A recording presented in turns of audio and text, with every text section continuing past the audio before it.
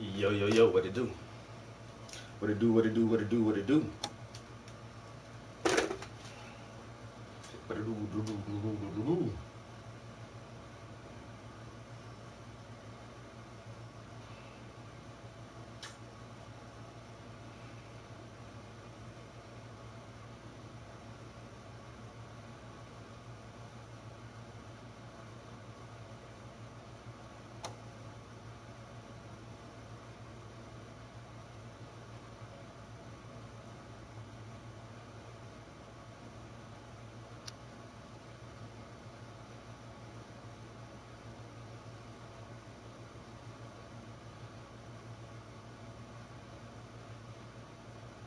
To the Disney Bundle, where Disney Plus, Hulu, and ESPN Plus come to life on all your screens. October 1st, 2000. Yeah, a busy day. A busy, productive day, which is always good. I love days like that, yo. I was busy all day, but I was doing shit. You know what I'm saying? Like, getting shit done. So, I got a new guy for my counseling group today.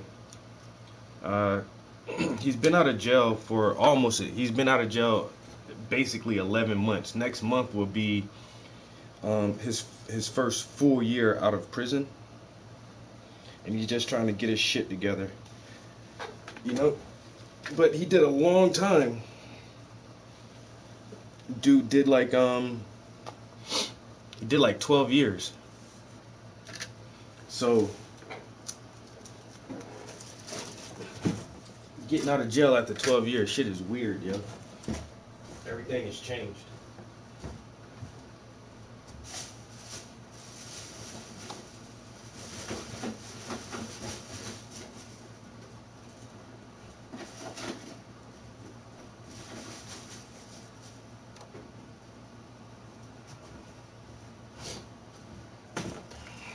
Yeah, 12 years in prison leaves you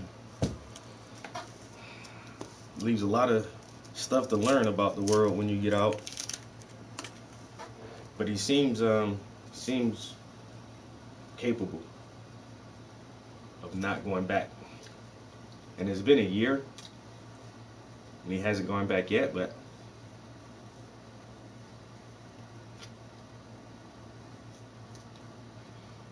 he's at that point now where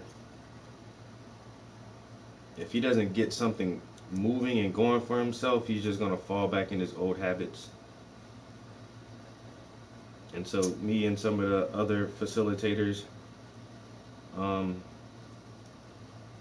just ran down his history, his background, his work experience, got him connected with some other programs, and we got our one lady updating his resume and all that good stuff.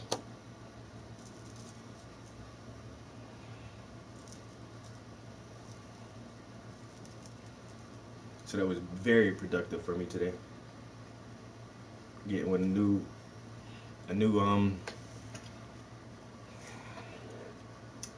getting with a new guy from our prison program.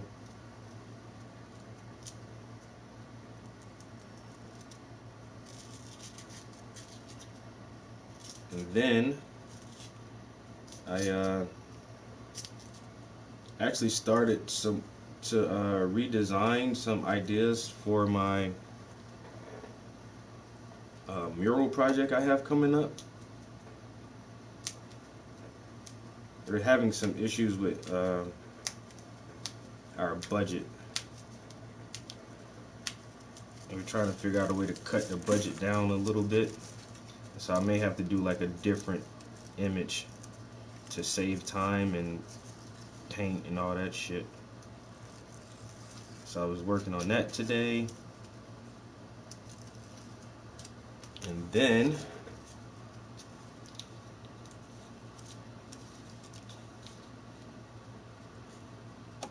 I had got a call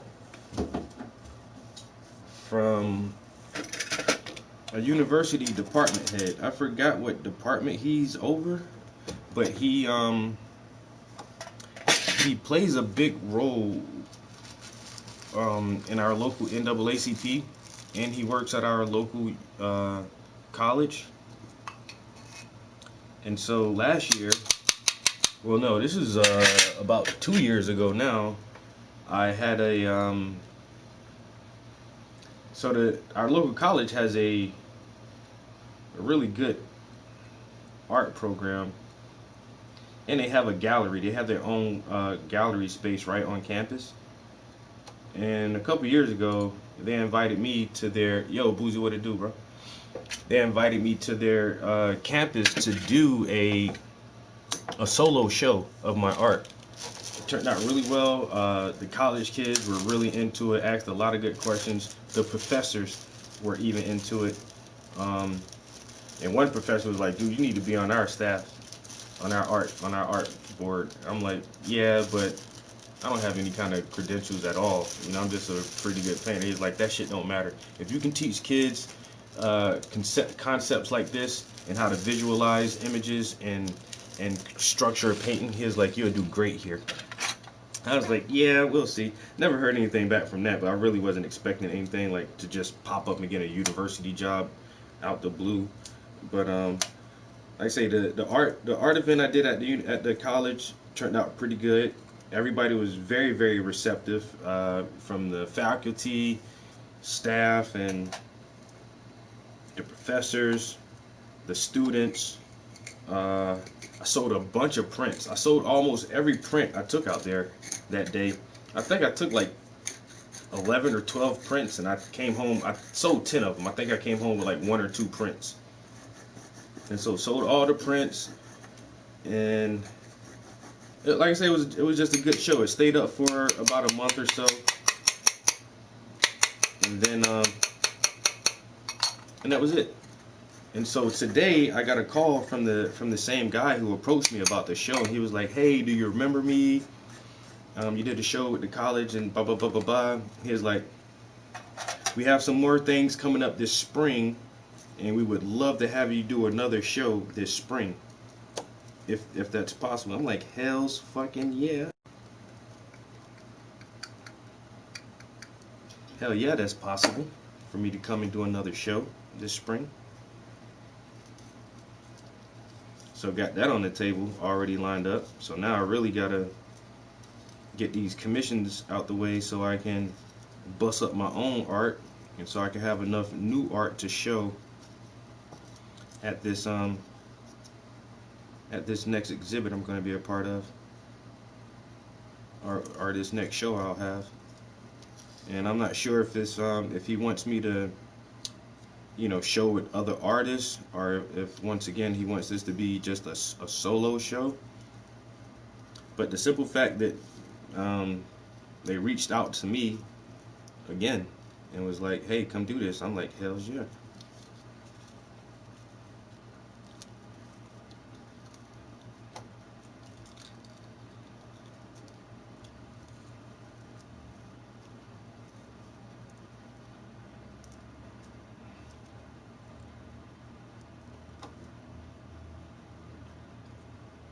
So like I said, had a very, very productive day.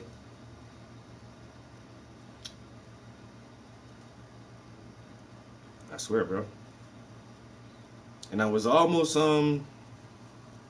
getting to the point where it's like I was gonna start submitting some artwork for shows and stuff. Like I say, the past couple years I haven't had to like reach out to anyone and be like, hey, can I be a part of your show? Hey, I want to show some art there.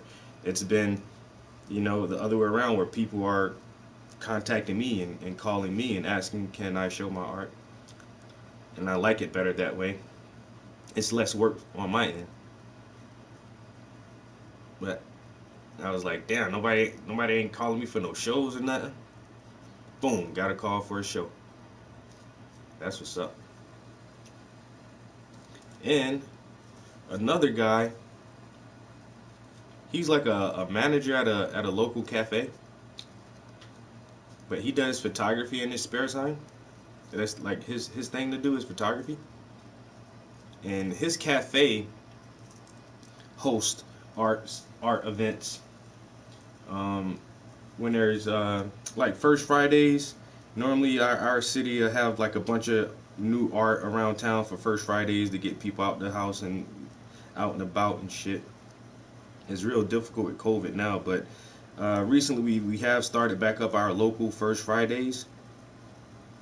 And I said a couple years ago, I had a show at Cafe, Cafe Adezo. A really good show. It didn't sell anything, but a lot of people heard about me from that show and followed me and praised my art after they seen it in that show, which is cool. And the guy who set that art show up for me, he contacted me like yesterday or the day before, saying that he has some ideas for his own work, and he would like to have me as a model for some of his personal photography work, to have me a part of it. So I was like, hell yeah, I'm down with that shit, you know. So there's a good chance I'll be doing a modeling photo shoot this weekend if everything works out.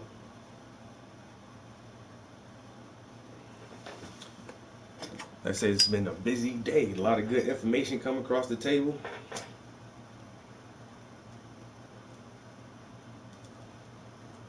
A lot of positive opportunities have presented themselves to me, and I intend on taking full advantage of them.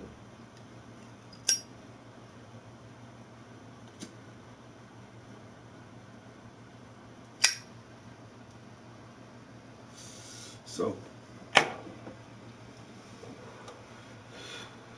shit. Shit.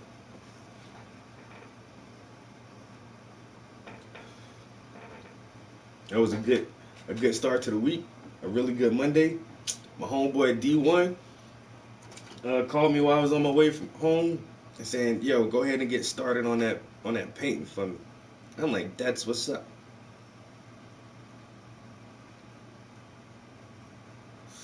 I get started on your painting.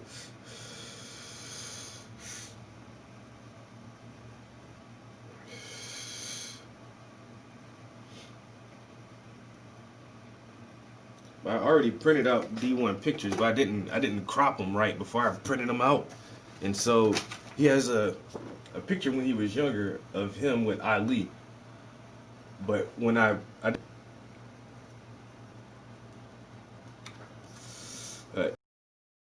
this to be my next commission work for the big homie. Had that coming in. Yo, Angry Man, appreciate it, bro. Like I say, man, positive thoughts, man, positive affirmations. Just put that shit out there, and shit'll work out for you. And shit always works out some kind of way.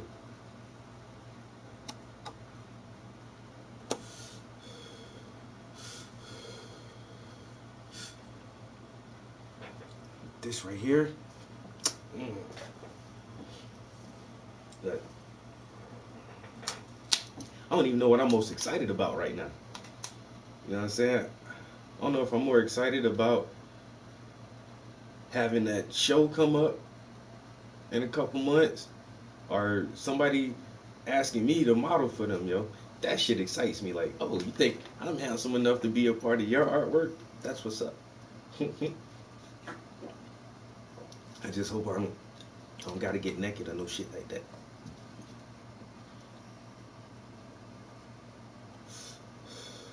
And then there was something else too, yo.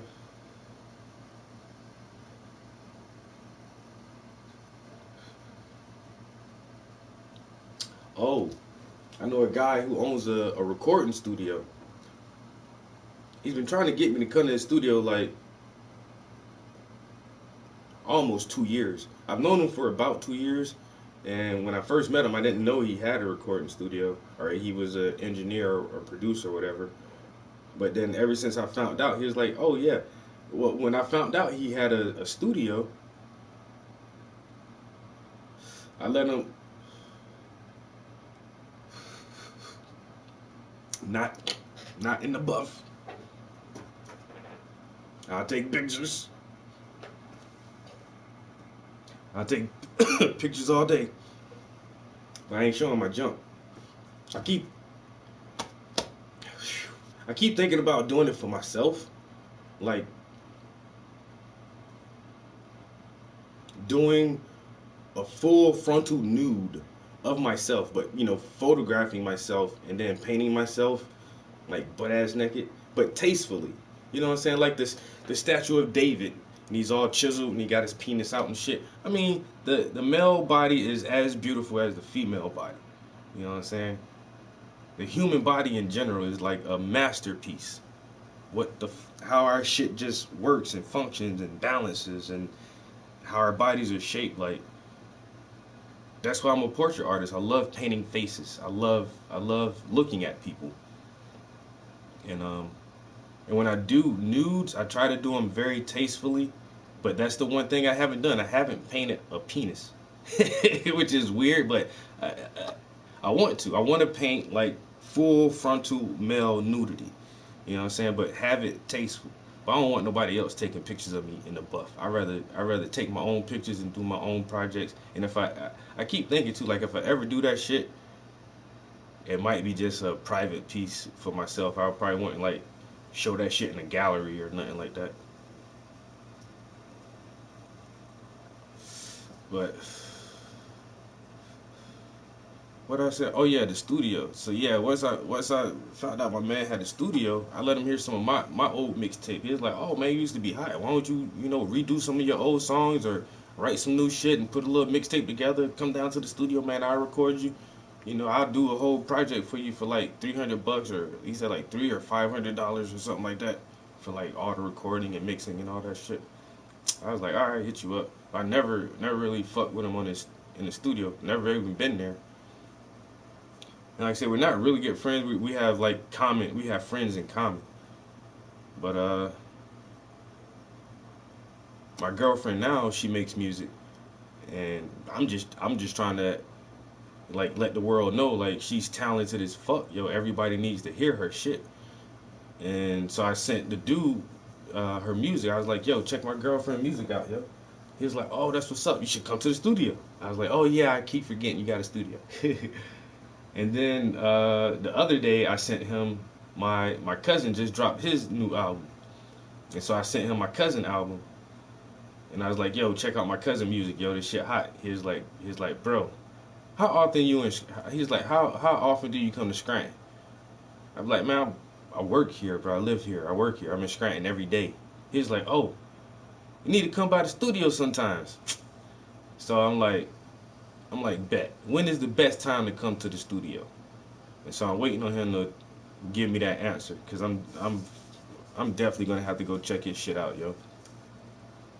What up, bro? I had to get my girl up in the studio because she records, but all the recording studios she knows about are in fucking Maryland. So she has to drive 2 hours, 2.5 hours to go to a fucking recording studio. Whereas if we can just find somebody right here who uh who knows what they're doing and can produce a quality sound, save that fucking trip. I'm gonna have to reprint these pictures out. I printed these uh actually when I printed this picture out, I had print like a sample picture of yours out, but I don't know why I cropped it like that. I cropped this shit all wrong, and you can see way more of Ali in the photo than is here. Like you can see more of him. So probably tomorrow on my lunch break or something, I'll go I'll crop the picture better. Like I said, this is just a little sample, but I don't know why I cropped it like that. That shit is dumb as fuck. But I'll try to do it again. I'll crop it better tomorrow. I'll print it out at lunchtime, and then tomorrow evening I'll probably I'll try to get it on Canvas tomorrow evening, and then I don't see why I can't start on it this weekend, or maybe it's only Monday. I can probably start on it before this weekend.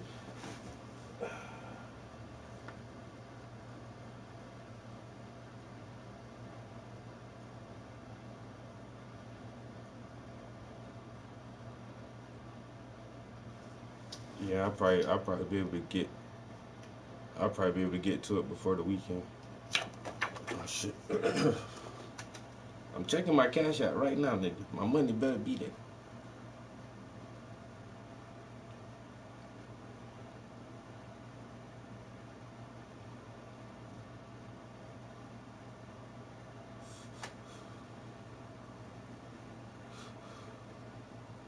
Ooh shit. I got money in my cash app. Ooh, ooh, ooh. Got money in my cash app.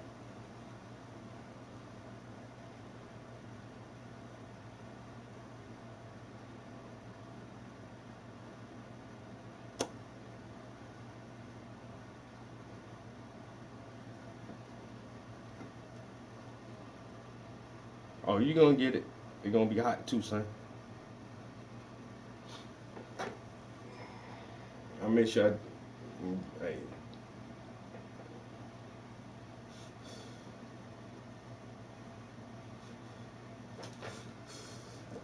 make sure I do a good ass job for you. My little cash app been popping, yo. 250, 200. Somebody else wanna give me some money? Come on, man. So that, alright, that's my cash app. I got 450 in the cash app. And then PayPal I don't know how much money I got in PayPal. Ooh. I ain't got 450 in PayPal. I got about 435 in the PayPal account. So 435, let's see, that's eight, almost $1,000.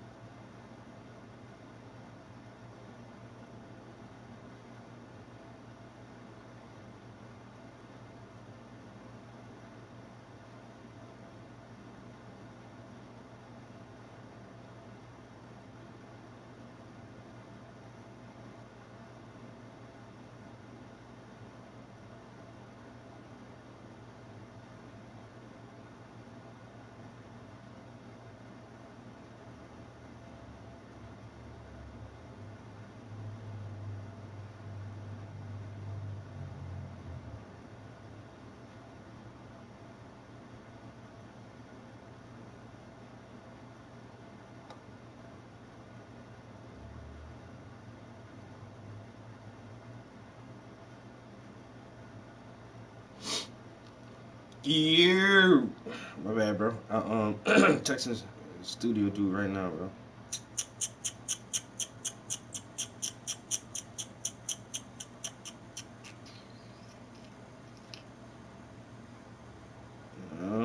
Yeah, getting shit together. I love when the plan comes together.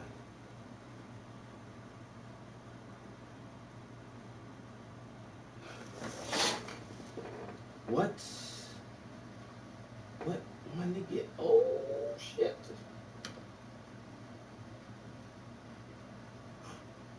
Where's it at?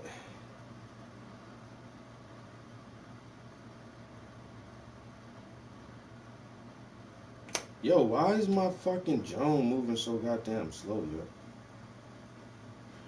yo? Yo, my just to stay connected to the Wi-Fi when I'm on the third floor, I definitely got to get a signal booster and put that shit on the second floor or bring that shit up here or something, man. Cause my shit just moves so fucking slow sometimes, like ridiculously slow, ridiculously.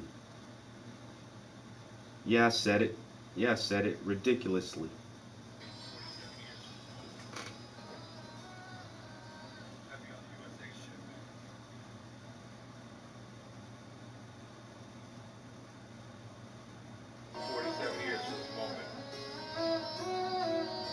Heavy on the USA shit, man. Yo, Joe, this Joe Biden rapping, yo. White House, bitch, I run this my house. Huh. Blue states, I swear I'm addicted to blue states. I gotta stick to this paper like Blueface. Bitch, I'm writing up laws, it's a new case. You can have your bag of hoes, they some groupies. They just love eating your shit like it's booty. Ew. Pressed out, for Barry, I'm bringing them tax out. I got some new laws stuffed in the trap house. Off the 4060, blowing trust back out. Back on my bullshit. McConnell, he catching a full clip. They say that I'm ruthless, and my senators voting. They voting. Woo! When I get it done, then it's adios. In these red states that I hate the most. When I see police, I will defund. No more bodies, no more guns. Veneers shine like VVs. Ivanka stay in sleazy. Suburban wise like Fiji. Stay posted up with Breezy. Voting for Dem Dems. It's making us brethren. Then I pass an amendment, call me Pop Pop. Open they drop top, then I'm hitting your vacha.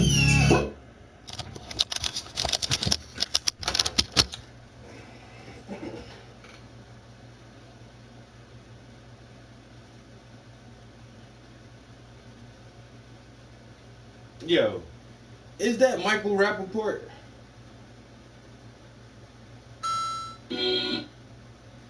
That's Michael Rappaport, yo. Because I see that shit on Instagram. I posted that shit on Facebook, and I was like, please, somebody find a whole video for this shit. Yeah, it's supposed to be goddamn Joe Biden and Obama. Yo, he was killing that shit though. But then somebody sent me this link to the YouTube, and I'm like, it's not the whole. It like cuts off. You can see they still shucking and jiving, and like, it seemed like he was gonna say some other shit, and the video just cuts.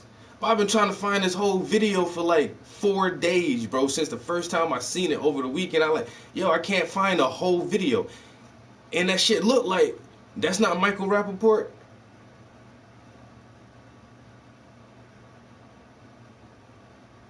Yo, bro, I think that's Michael. But then I went on all his social media. I don't even follow celebrities and shit. And I'm like, yo, so I looked him up on Instagram. He ain't got no links to that shit on his Instagram or nothing. So I'm thinking that's probably not him either. Like, who the fuck is that? Who's this white dude? Yo, got him and Obama talking about, I love on them blue states. My I got the veneers. They shining like VV. If I could stay sleazy, yo, this one. Yo, my crew writing amendments. Yo, this nigga's going in just now. Like, like that's not the whole video. It's just a 1 minute clip of the shit. Like, who the fuck put that shit together, yo? I want to hear the rest of that shit, yo. I done listened to that shit like 20 times. I'm not gonna fucking lie, bro. I done listened to this shit like 20 times. And that's when I posted like, yo, somebody please. I said please. Somebody please find me this whole fucking video. I want to see the whole video, yo. It gotta be more than that shit, yo.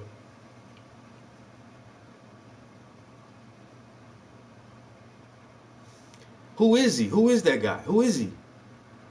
He usually plays a cop in his videos. Who is he? This motherfucker dropping everything but a name. He does a lot of videos. He plays a cop in his videos. Man, who? Come on, man. Come on. Stop teasing me. That's not Michael Rappaport. Like, okay.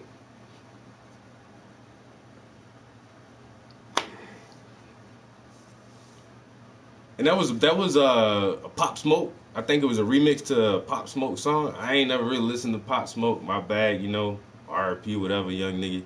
But it's definitely it's an industry beat that it's a popular, and he's going on the same cadence of the original rap song, trying to, use the same flow but just change the words up. He did that shit good as fuck though.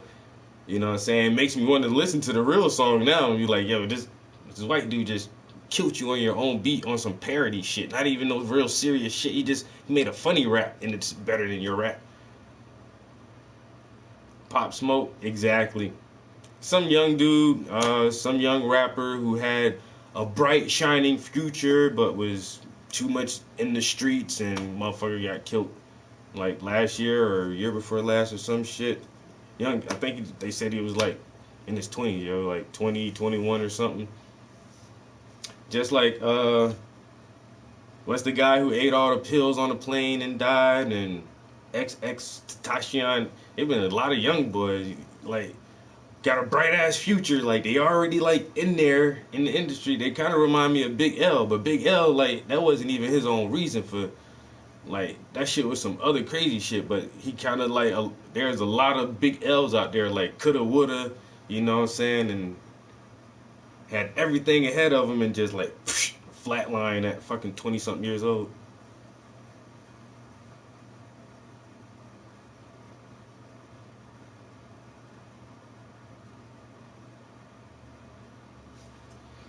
Chilling, bro. J1 chilling. Yeah, and so now he's like, I don't know. Everybody just felt like he was that dude. Even Nas, I think Nas had him on the track, or somebody, or like people was fucking with him. You know what I'm saying? I ain't never really heard his shit till after he was dead. Like, and now he's like canonized and a golden boy, and he ain't even here for that shit no more. Nigga, like everybody like, oh, he was the shit, nigga. He was gonna be the next one. He was the truth. He was real as shit. He was the, and now like, oh well. Yo, I listened to some Big L just like last month or some shit, yo. That Ebonics, yo, Ebonics is one of the dopest songs I've ever heard, yo. Oh my god, yo, he killed that Ebonics. I remember like my son said something. Yeah, me and my son was talking. He was like, "Oh man, yeah, 'cause you know how them dudes be jelly." I'm like, "What?" He was like, "Jelly. It means jealous, Dad." I'm like, "Nigga, I know what jelly mean, bro. Like, I'm surprised you saying it." He's like, "Oh, that's what we say now. It's like the new way to say it." I'm like, "No, it's a old ass word. It's a old ass slang that I used to use when I was a kid, and it's like, how do you even bring that shit back?" He was like, huh? I was like, you know what? Let's listen to Big L Ebonics so you can realize like none of your little fucking slang words are new, bro. And I had to let him hear that shit, yo.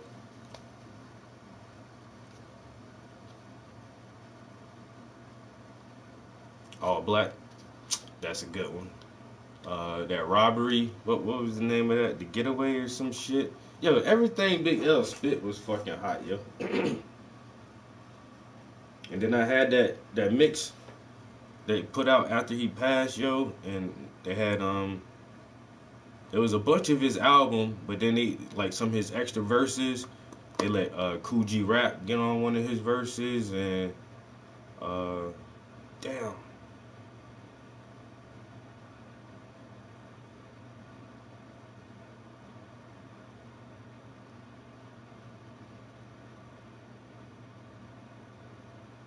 Tretch. Damn, why I couldn't think of this nigga name, yo. Tretch from Naughty by Nature. Boy, I had a fucking brain fart. I wasn't gonna say shit till I remember that nigga name, yo. I think Tretch was on one of them verses, yo. But Big L, yo, like, lost. That nigga was that, like I said, he was that shit, yo. And I think Jay-Z was about to sign him, yo, because this one, Jay-Z was just, like, really starting to shine. And motherfuckers picking up on the motherfucking, the Rockefeller and all that shit, yo. And goddamn, Jay-Z had Big L right there, yo. Right there. Big L was going to be a part of that camp, yo. He would have shined big as fuck. There would have been a chance that motherfucker could have outshined Hove, yo, because his bars was better, yo. His bars was better than Hove bars, yo.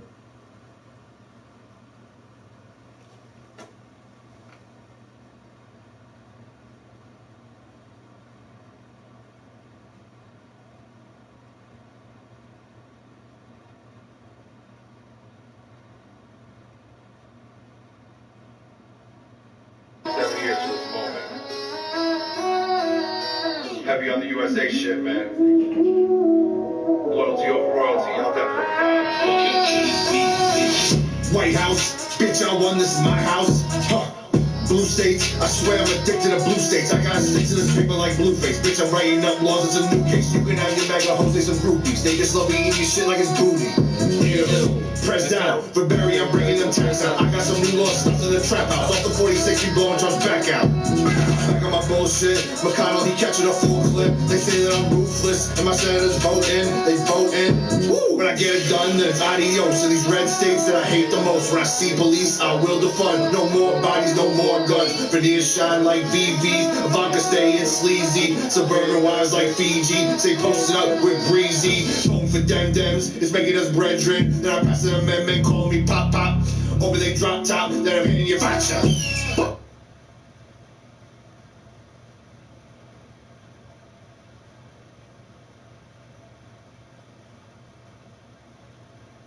Nah, I don't. I don't remember those videos. I remember Tupac had an explicit version of a video with him. I can't remember the song, but it was Casey and JoJo was in that shit. Let me see you toss it up. But there was one version of the video that had like they didn't edit it and just was like naked bitches was everywhere in that shit. I ain't never seen no explicit Jay-Z video.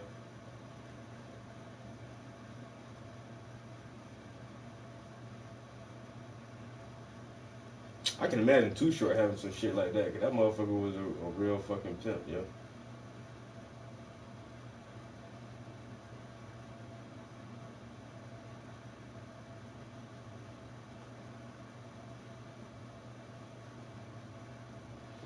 I switched from State Farm because of this site. They had me paying $163 a month for my new car, and I got a rate for just $86. Full coverage. That's $77 a month I get to save. Try it. It works. All you have to do is click on the link, enter some really basic info about your car, and see how much money you can save. It's that easy. Check it out.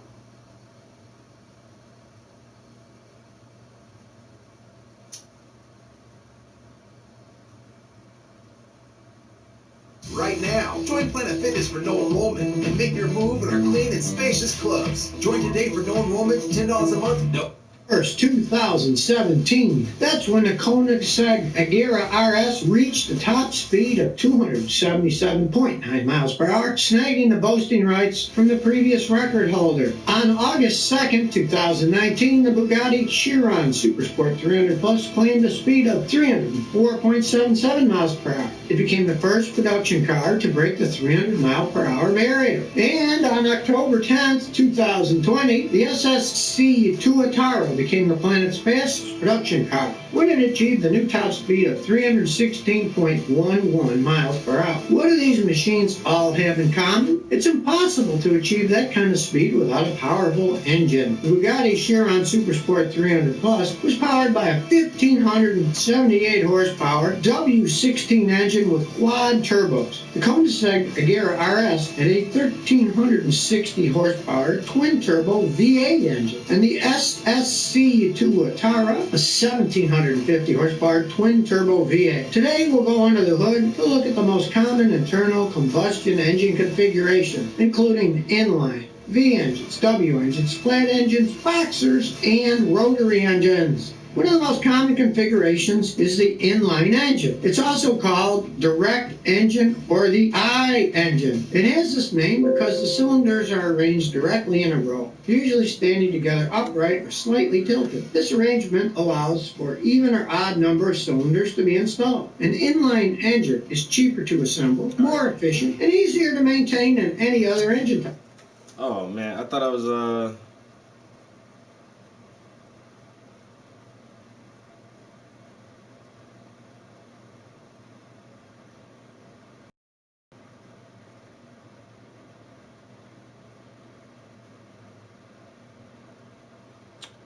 gonna be able to work from home tomorrow. That shit ain't gonna happen. I got some stuff I could do on the computer. Oh, one put down my thing. Anytime I'm working on some mural ideas, and they want several different ideas to choose from, and so I could do that from home because we're expecting like a snow ice storm tomorrow. But I can't figure out how to get that shit. Like, 'cause this is my work laptop. And so I could install it on my work laptop and work from home, but I don't know how to get that shit on there. I tried. I logged in to my account, but it's telling me that I have to purchase that shit all over again when I already got a purchase key for it, but I can't figure out where to input the purchase key to tell the fucking program I already paid for a license for that shit. So I'll just have to take my laptop to work tomorrow and tell the IT guy to install that shit on there himself.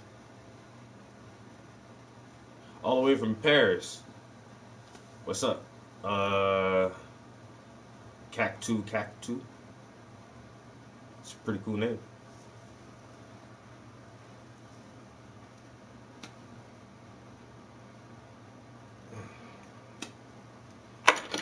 So, since I will be going to the office in the morning, I better not procrastinate and get some painting done in a minute after ow, my fucking elbow hurts. After I sip some water. That's why most compact, fuel-efficient, and mid-size sedans have inline engines. But let's compare the inline with the V engine. A V engine has its name. When you look at it, it has a V shape. The engine has two rows of cylinders which are tilted and directed away from each other on each side. Since the V engine has double rows of cylinders rather than one, the V engine is generally shorter and more compact, so it takes up less space under the hood than the inline engine. Another advantage is that the V engine can generate more torque at lower RPMs, since there are two pistons on each side of the engine block. Typically, V6 engines come with more than 3 liters of displacement, whereas inline 4s come with less. An engine like this is mechanically more complex than inlines, so the production costs can be more expensive. Even more compact and equally powerful engine than the V engine is the W engine. If you haven't noticed the pattern yet, the W engine is thus named because it looks like the letter W. It usually has 3 or 4 rows of cylinders that's standing apart. I've been watching Creepy Joe videos since Obama been in the White House with this motherfucker, yo. He's just a weird dude, yo. And then you can find the montage videos of him like groping women and little girls and always like rubbing on their shoulders and want to kiss them on the cheek and shit and hold their elbows and like, get your fucking old ass away, bro. Like, you fucking creep, bro. What the fuck is you doing? He's just a weird person, yo, in general. You know what I'm saying? You know?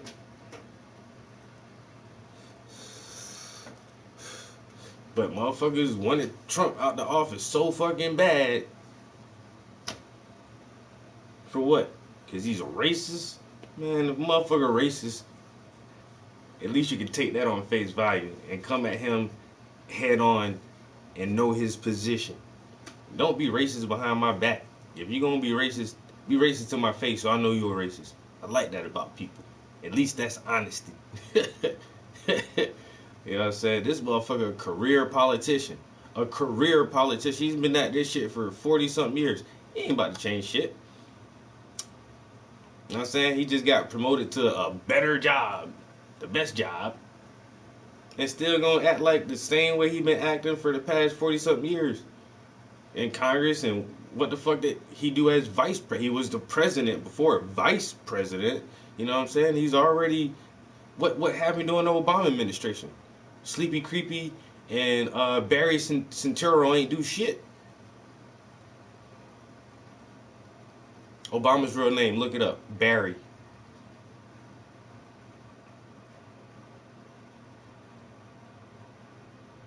And him and Joe accomplished what? And now you're the commander-in-chief. You're the president. What are you going to do, bro?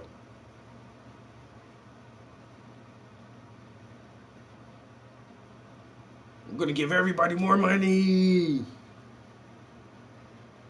Just run this fucking debt up. Fuck it. Run this bitch up, man. Fuck all that shit, yo. China gonna call in their cards.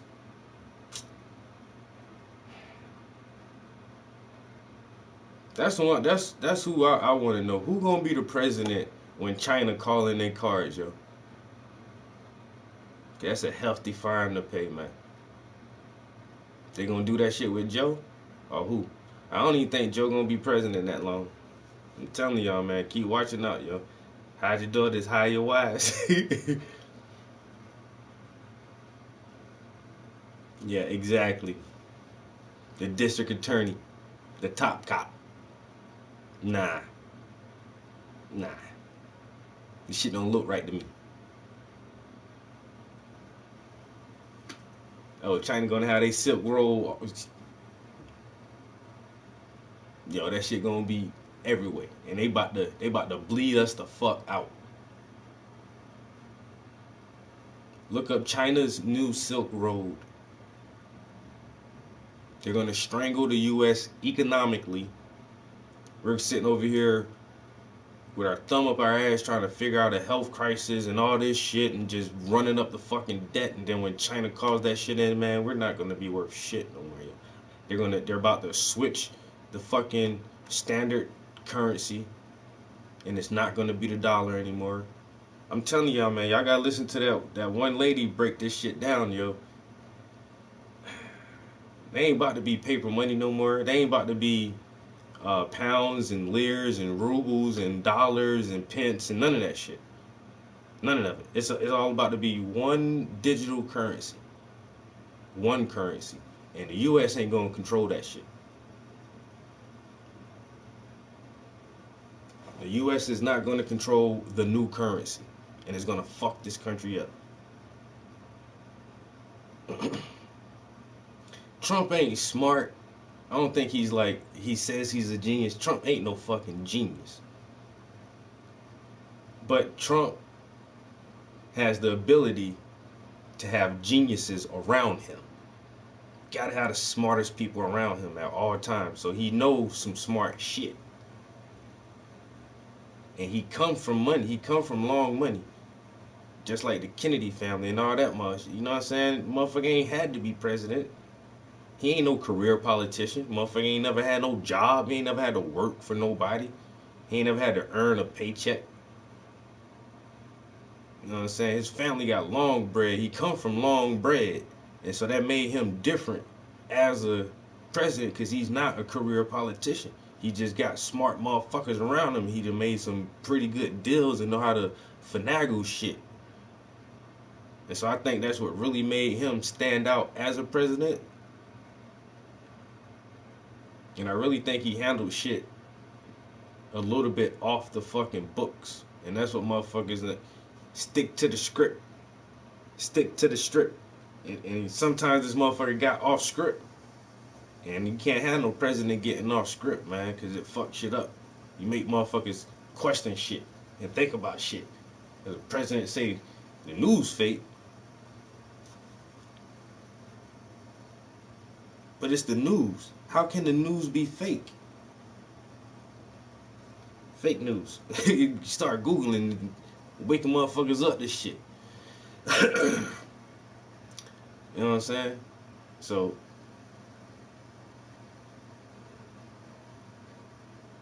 let's get. I don't know why people in America figured that Joe would be a better. I don't know. Yo, what up, bro? I don't know. But if you live in America, man, pay attention to everything that's going on for the next couple of years, cause this shit about to be some real slippery slopes. Some real slippery slopes coming up. This global pandemic is a lockdown scenario. It's another way to whittle away and chisel away at our liberties and freedoms. You know what I'm saying? So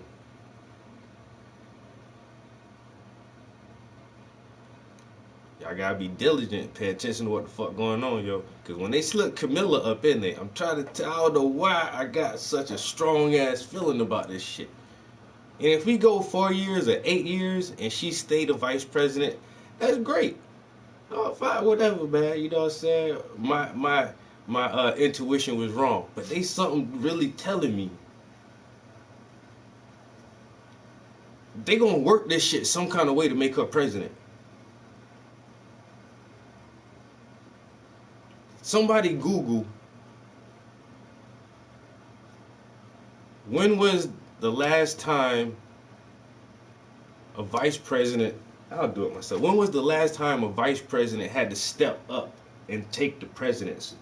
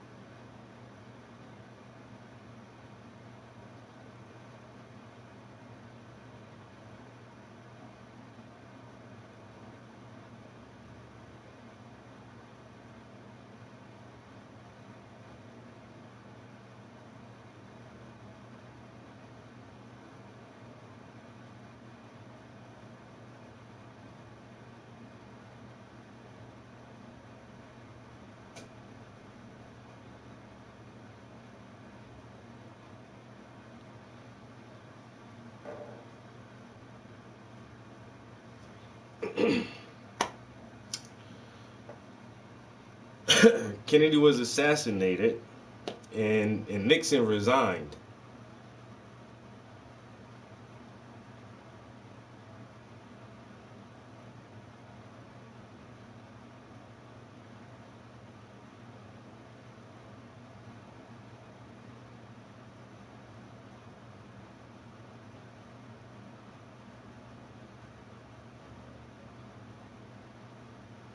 Yeah, so Johnson came after Kennedy.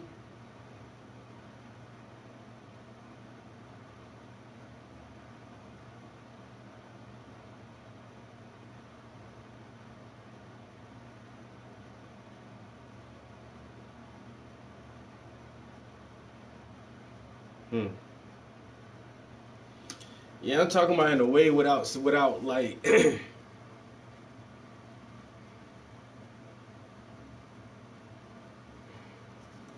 I don't know. I don't really know how to explain it. Like motherfucker getting killed or resigning, like they ain't gonna use them two methods. It's gonna be like some weird, simple ass shit. Like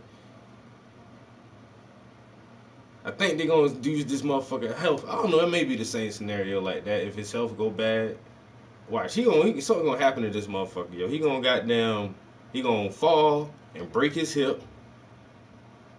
and he gonna have hip surgery or some dumb shit and be out of commission, then she gonna have to step up on some shit like that. This motherfucker gonna have an aneurysm or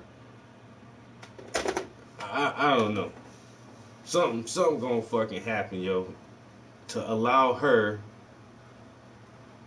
to step into the position of president without him, like, you know, getting X'd out, dying, or getting impeached or some dumbass shit. Like, nothing negative's gonna happen, like, per se, but they gonna find out some kind of scenario to work that shit where he needs to step down and she needs to step up. Watch what I say now. Yo, Crown. That's what it is. Checking in on the lunch break. I'm here running my mouth. I really need to be painting. I'm about to let me run to the bathroom real quick, and then I need to, like I said, I need to get some little brushes on the canvas. At less than 90 degrees from each other. Remember the Bugatti Chiron Supersport 300 Plus? It's a W16 engine with 4 banks, each with 4 cylinders. The W engine is wider than a V engine. You could say it looks more like a V-shaped engine, but with an additional row or bank in the middle. This W engine was widely used in aircraft during World War II. Later, the 3-row layout came to be used, not just in aviation, but also in sports cars. This engine offers phenomenal power in a compact package, allowing automakers to combine powerful engines with an all-wheel drive transmission. The downside is that they are difficult to manufacture and expensive to maintain. Examples of cars with this layout are the Bentley Continental FT with its W12 and the Bugatti series with its W16 engine. But now let's talk about some engine layouts that people know less about. For example, the flat engine. It's so called because the cylinders are located horizontally across from each other on either side of the center axle of the crankshaft. You could say it looks like a V engine where the little V got squished open flat. In other words, the rows of cylinders are 180 degrees apart as they lay horizontal to the ground. This engine. Right now, join Planet Fitness for no enrollment. $10 a month, no commitments. 2020 is over. Make your move today with tons of variety in our clean and spacious clubs. And spread out while you work out with cardio distancing and our new crowd meter. Plus, use our app to get moving anywhere. Your fitness is essential. Join for no enrollment, $10 a month, no commitment. Hurry, this deal ends January 27th. Kick off 2021 with $0 down.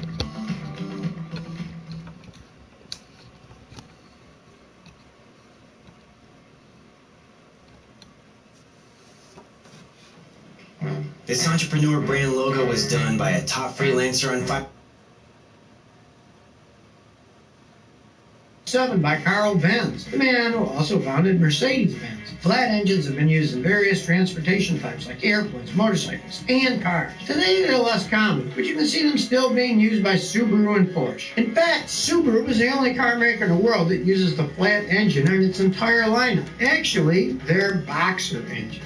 A Boxer engine is a type of flat engine. It's called Boxer because the pistons look like boxers' fists that are constantly punching. Boxer engines produce less vibration. To understand this, imagine a rodeo with a cowboy on the back of an angry bull. To win the event, cowboy needs to stay on the bull for 8 seconds. Sounds like a quick ride, but those seconds can seem like an eternity when you're trying to balance the force the bull exerts on you versus the torque your weight exerts back into the bull. And mind you, the bull is 10 times your size, so that's 10 times the acceleration. The principle is similar with inline and V engines, where the vibration of the engine comes from the forces of the vertically moving piston, except that the car needs to run longer than just 8 seconds. But with a Boxer engine, the pistons don't move vertically, but instead they move horizontally, and they move in opposite directions, so they compensate for each other's strength. The result is less vibration and smoother acceleration. That's one of the reasons why inlines and V engines have crankshaft counterweights and a damping system to compensate for vibration from the vertical pistons moving inside.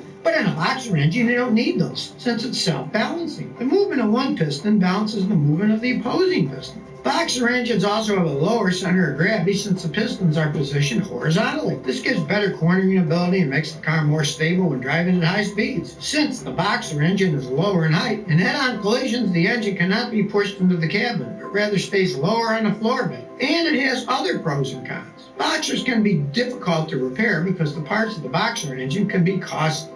Also, the engine has increased oil consumption. If the Boxer engine is properly operated, it can travel about 600 to 700,000 miles. Subaru invests its resources in this type of engine for both their gasoline and diesel model. Then we have the rotary engine. It's used by Japanese manufacturer Mazda. A rotary engine is an internal combustion engine where the rotor is the main moving working element of the engine. So how do rotary engines differ from reciprocating internal combustion engines? In conventional engines, the piston moves to rotate the main shaft, but in rotary engines, the main working element is already rotating, and no additional mechanisms are required to rotate. So in a rotary engine, there are no bulky, complex crank mechanisms that rotate and take up excessive space.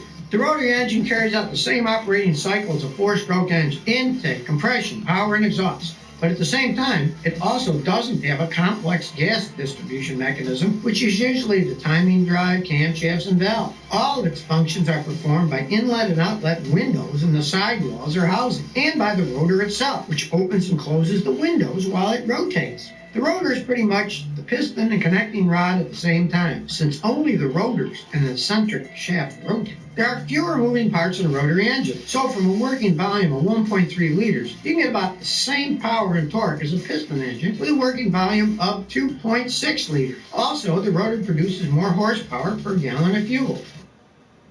Before we get started, I want to need everybody that does not need money or has no desire to make money to please press skip ads.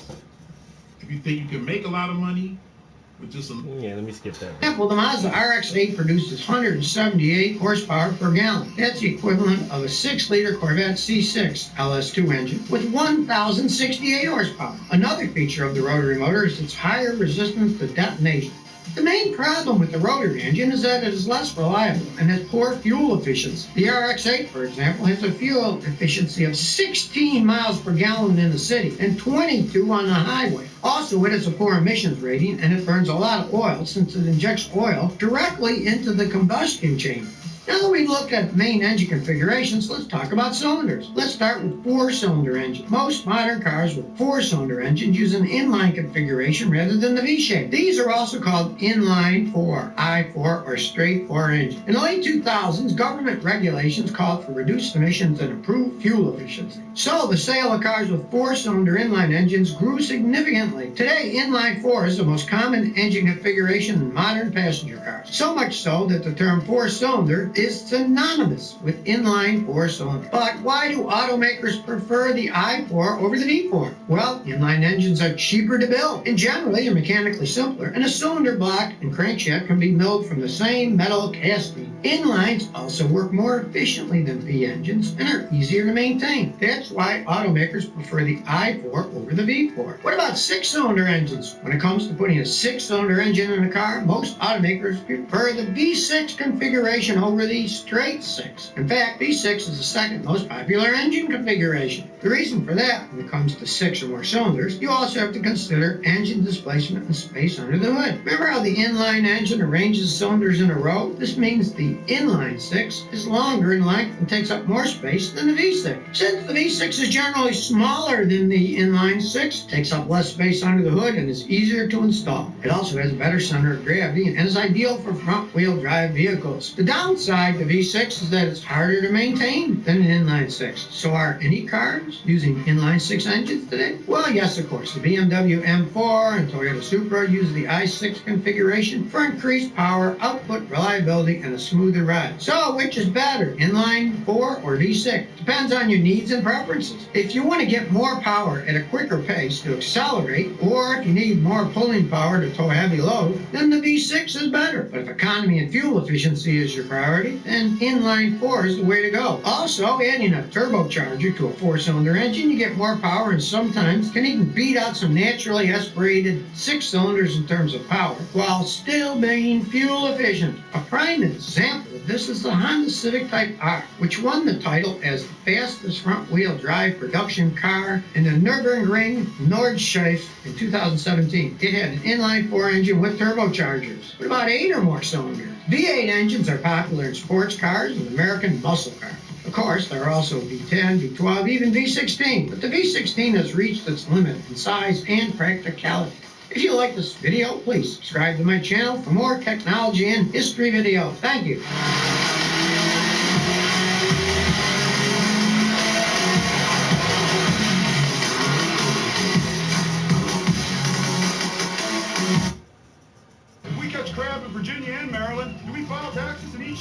Large catches in both? Yes. I'll even...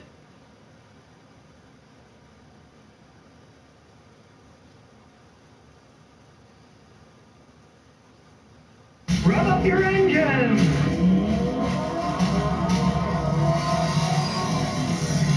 Well, here's bad news for everybody. The average price of a new car for the first time ever is over $40,000.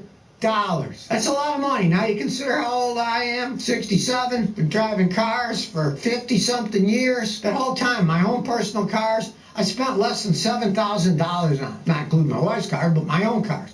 That's 50-something years of driving. I spent $7,000 to buy every car I ever bought. I'm not going to spend $40,000 on one of them. Let me tell you, I'm too cheap. The average price went to $40,107. If you have a 70-month contract on that, your monthly payment is $581 a month. Shoot, that's a lot more than my monthly payment was for my house when I bought it ages ago. Now, some of it is because everybody's went to this SUV stuff. They charge more money for the SUVs. You're going to pay more. And another aspect of it, a lot of people that have lost their jobs and stuff and this coronavirus stuff, they can't buy a new car. So the people who are buying new cars are richer people, and they will gladly pay more money. Whistles. It's kind of a double-edged sword here. And of course, for everyone else, it's a sad moment too, because the average price of a used car is now $27,689. When the price of the new cars go up, guess what? The price of the used cars go up. So even if people don't have a lot of money and they can't afford to buy a new car, the used ones are getting sky high. $27,000 for a used car.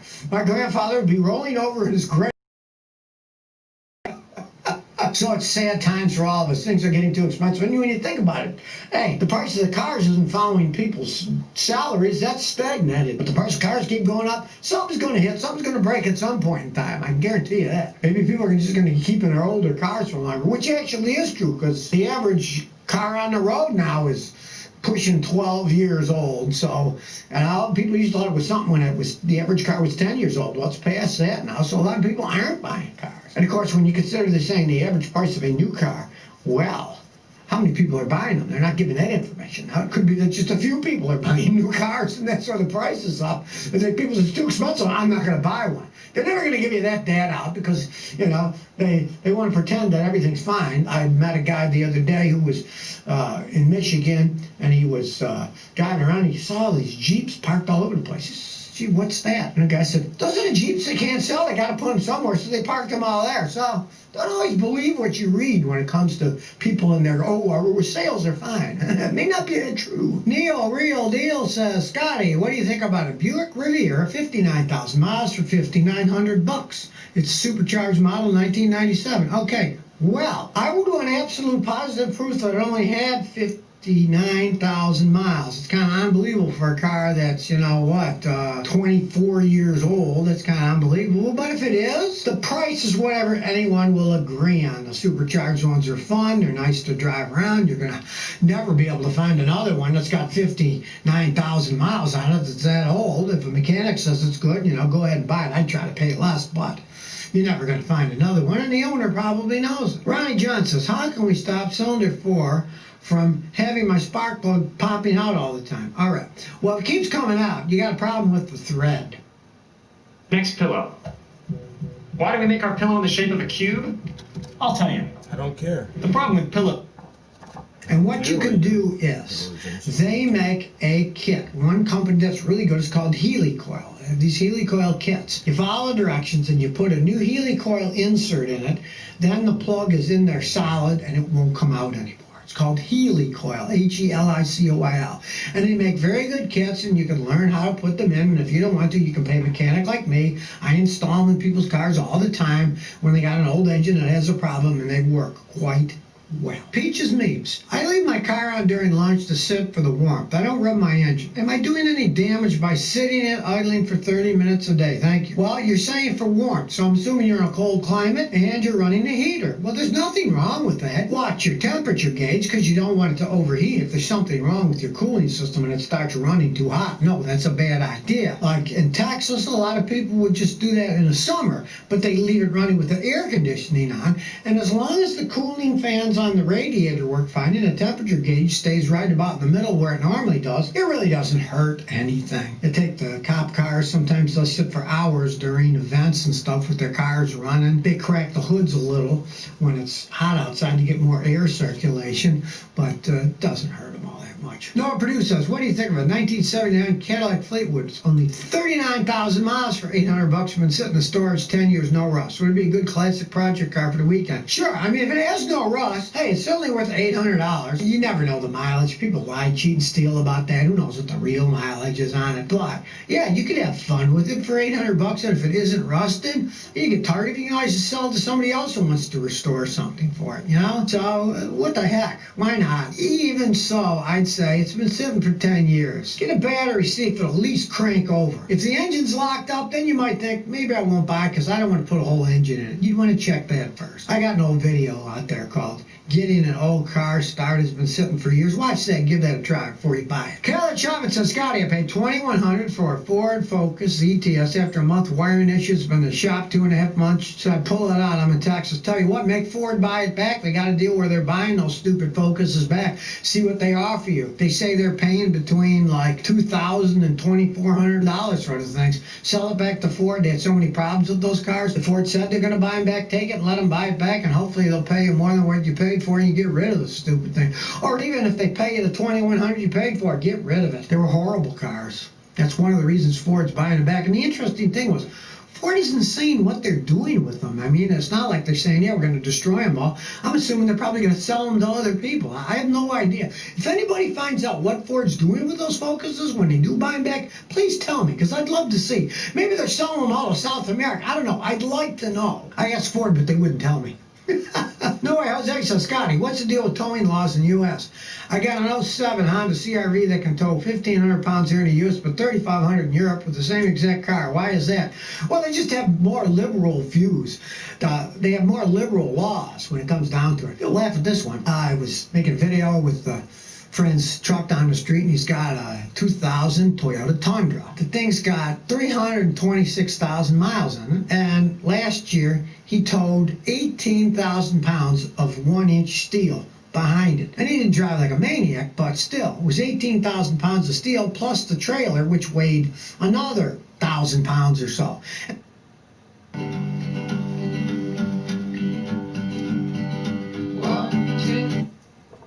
Only rated at, I don't know, maybe a tops of 7,400 pounds towing capacity, and he got it back and forth, didn't have any problems. So, you know, they're more conservative in the United States, I guess, for laws of braking in case they're in a wreck. Oh, the guy rapping is biting because they're too heavy and they flip it over. I don't know. I just know that is. That video I played, it actually is linked from his channel. I just didn't click on his channel. I'm gonna have to look at that shit later on. I already seen, like, if I would have got caught up in his channel looking at some more shit, I would have never got started painting.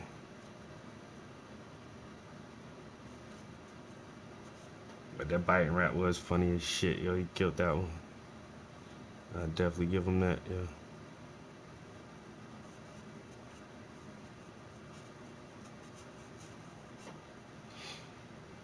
He said Ivanka's still sleazy. Damn. Damn, Uncle Trump. True, in other countries, they say they can tow more. I know from a fact they actually can tow more, but you do want to go slower if you're going insane like my friend did and towed 18,000 pounds. Sonny D says, Scotty, what's the best new commuter car? How long it'll last? You want a plain old car? Get a Toyota Corolla. They can last forever. I mean, I seen them go 500,000 miles, you know, as a commuter car. Now, if you're into hybrid cars, they make a Toyota Corolla hybrid you can buy now. Go ahead and get that. They can last a really long time, too. But forever and ever and ever, a normal car is better because there's less complexity to brake as they age, and they don't have $10,000 batteries in them either. You can buy a lot of gasoline with $10,000. Colin Digman says, Scotty, is the 2013 Chrysler 300 all-wheel drive, 42,000 miles, good purchase. It's in great shape, 13,500. Seems like a good deal. I would never buy that car, period. They're endless money pits. They just fall apart as they age. Now, if that's really the 42,000 miles is real, I mean, if you really want to buy it, maybe you offer them 6,000 or 7,000 tops.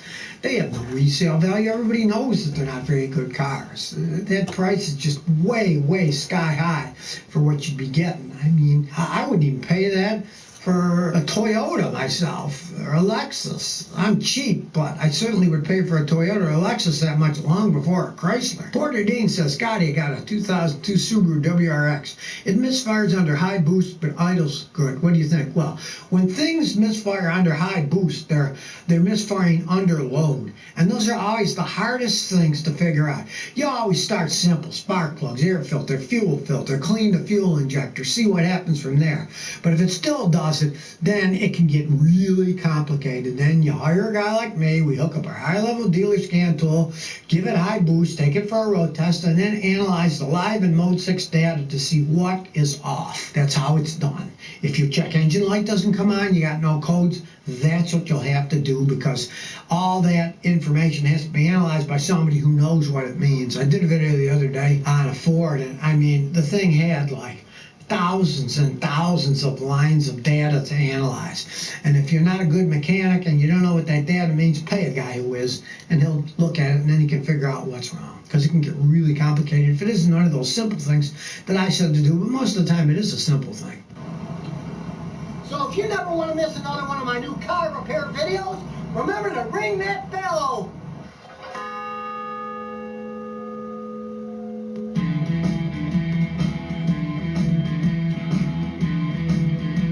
I'm not a car guy, but for some reason, I like listening to Scotty talk about cars, yo. Right now, join Planet Fitness for no enrollment and make your move in our clean and spacious clubs. Join today for no enrollment, $10 a month. Like I've never listened to car guys just to listen to them, but I don't know, it's something about Scotty. He just seems like my uncle, just trying to teach me some shit, you know.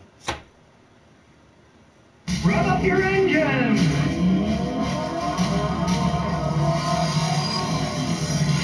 No, let's face it, these days, people are always trying to sell you stuff, whether you need it or not. And having worked on cars for the last 52 years, I have had customers bring me cars. Other mechanics or dealerships told them, oh, you need to do $5,000 worth of work, or you need to do $900 worth of work. They didn't trust them, so they came to me. You can get the truth about these things from the horse's mouth, me, without getting ripped off, just spending money needlessly on repairs that you don't really need to do now. Now, the most common upsell, things that are wrong with cars, our guys will say, oh, you're leaking oil, we need to fix the oil leak. Yeah, especially you got an old car like this 94 Celica. Yeah, the engine's greasy. You see, there's oil on all kinds of things. But that's normal wear and tear on an engine with mileage. They all seep some oil. Let's say they're trying to sell you this stuff, but you notice under your car, when you check and you don't find oil leaking or dripping down there, if it's not dripping on the ground, it's not much of a leak.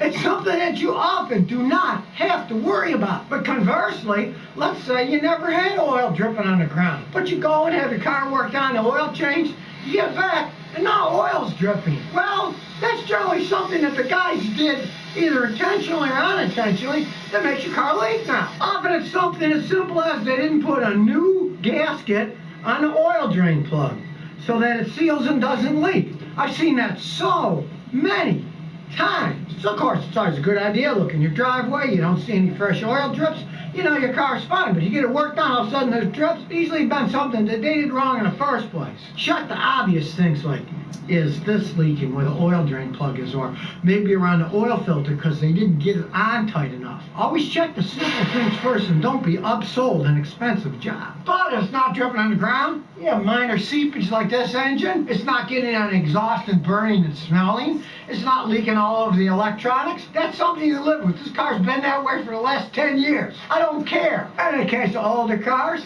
yeah, you're going to have things that, hey, they're perfectly fine for living with. They're not dangerous. You don't need to spend a small fortune replacing them either. The next big upsell is, oh, you need new struts for your car. As cars get old and wear, of course, the struts are going to wear. It's just friction going up and down. But If it doesn't bounce too bad, you feel you have full control driving around when you corner, and when you look at the tires, you see that they're wearing evenly, and they're not worn on one side or have big divots coming out of them. Odds are your struts are perfectly fine for driving around in. Especially if, let's say, you do a lot of city driving, you don't go on the highway all that often, and it's perfectly fine driving at 30, 35, 40 miles an hour. Heck, I've got a few customers driving around in really old 20, 30-year-old Toyota Camrys. They run perfectly fine, but they kind of ride like boats now. The struts are all worn off, and you corner, and they're wobbling around a little. But these people use them as just basic transportation city cars. Do you really want to spend over $1,000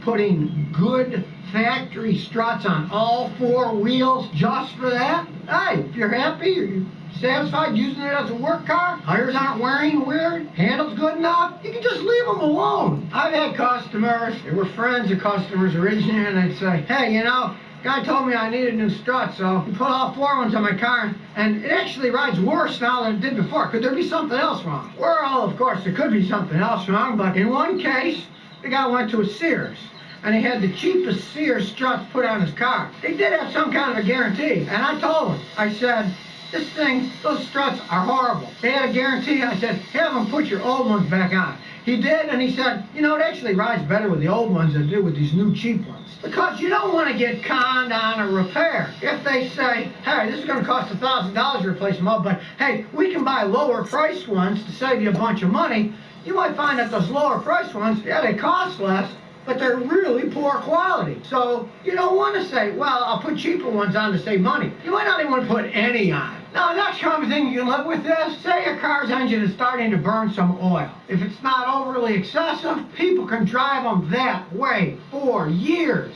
Now, this 13-year-old Matrix burns no oil between oil changes. The 18-year-old Lexus, it doesn't burn any oil between oil changes either. But this 94 Celica does burn some oil. It burns about 3/4 of a quart every 3,000 miles when I change the oil. It does have about 240,000 miles on it too.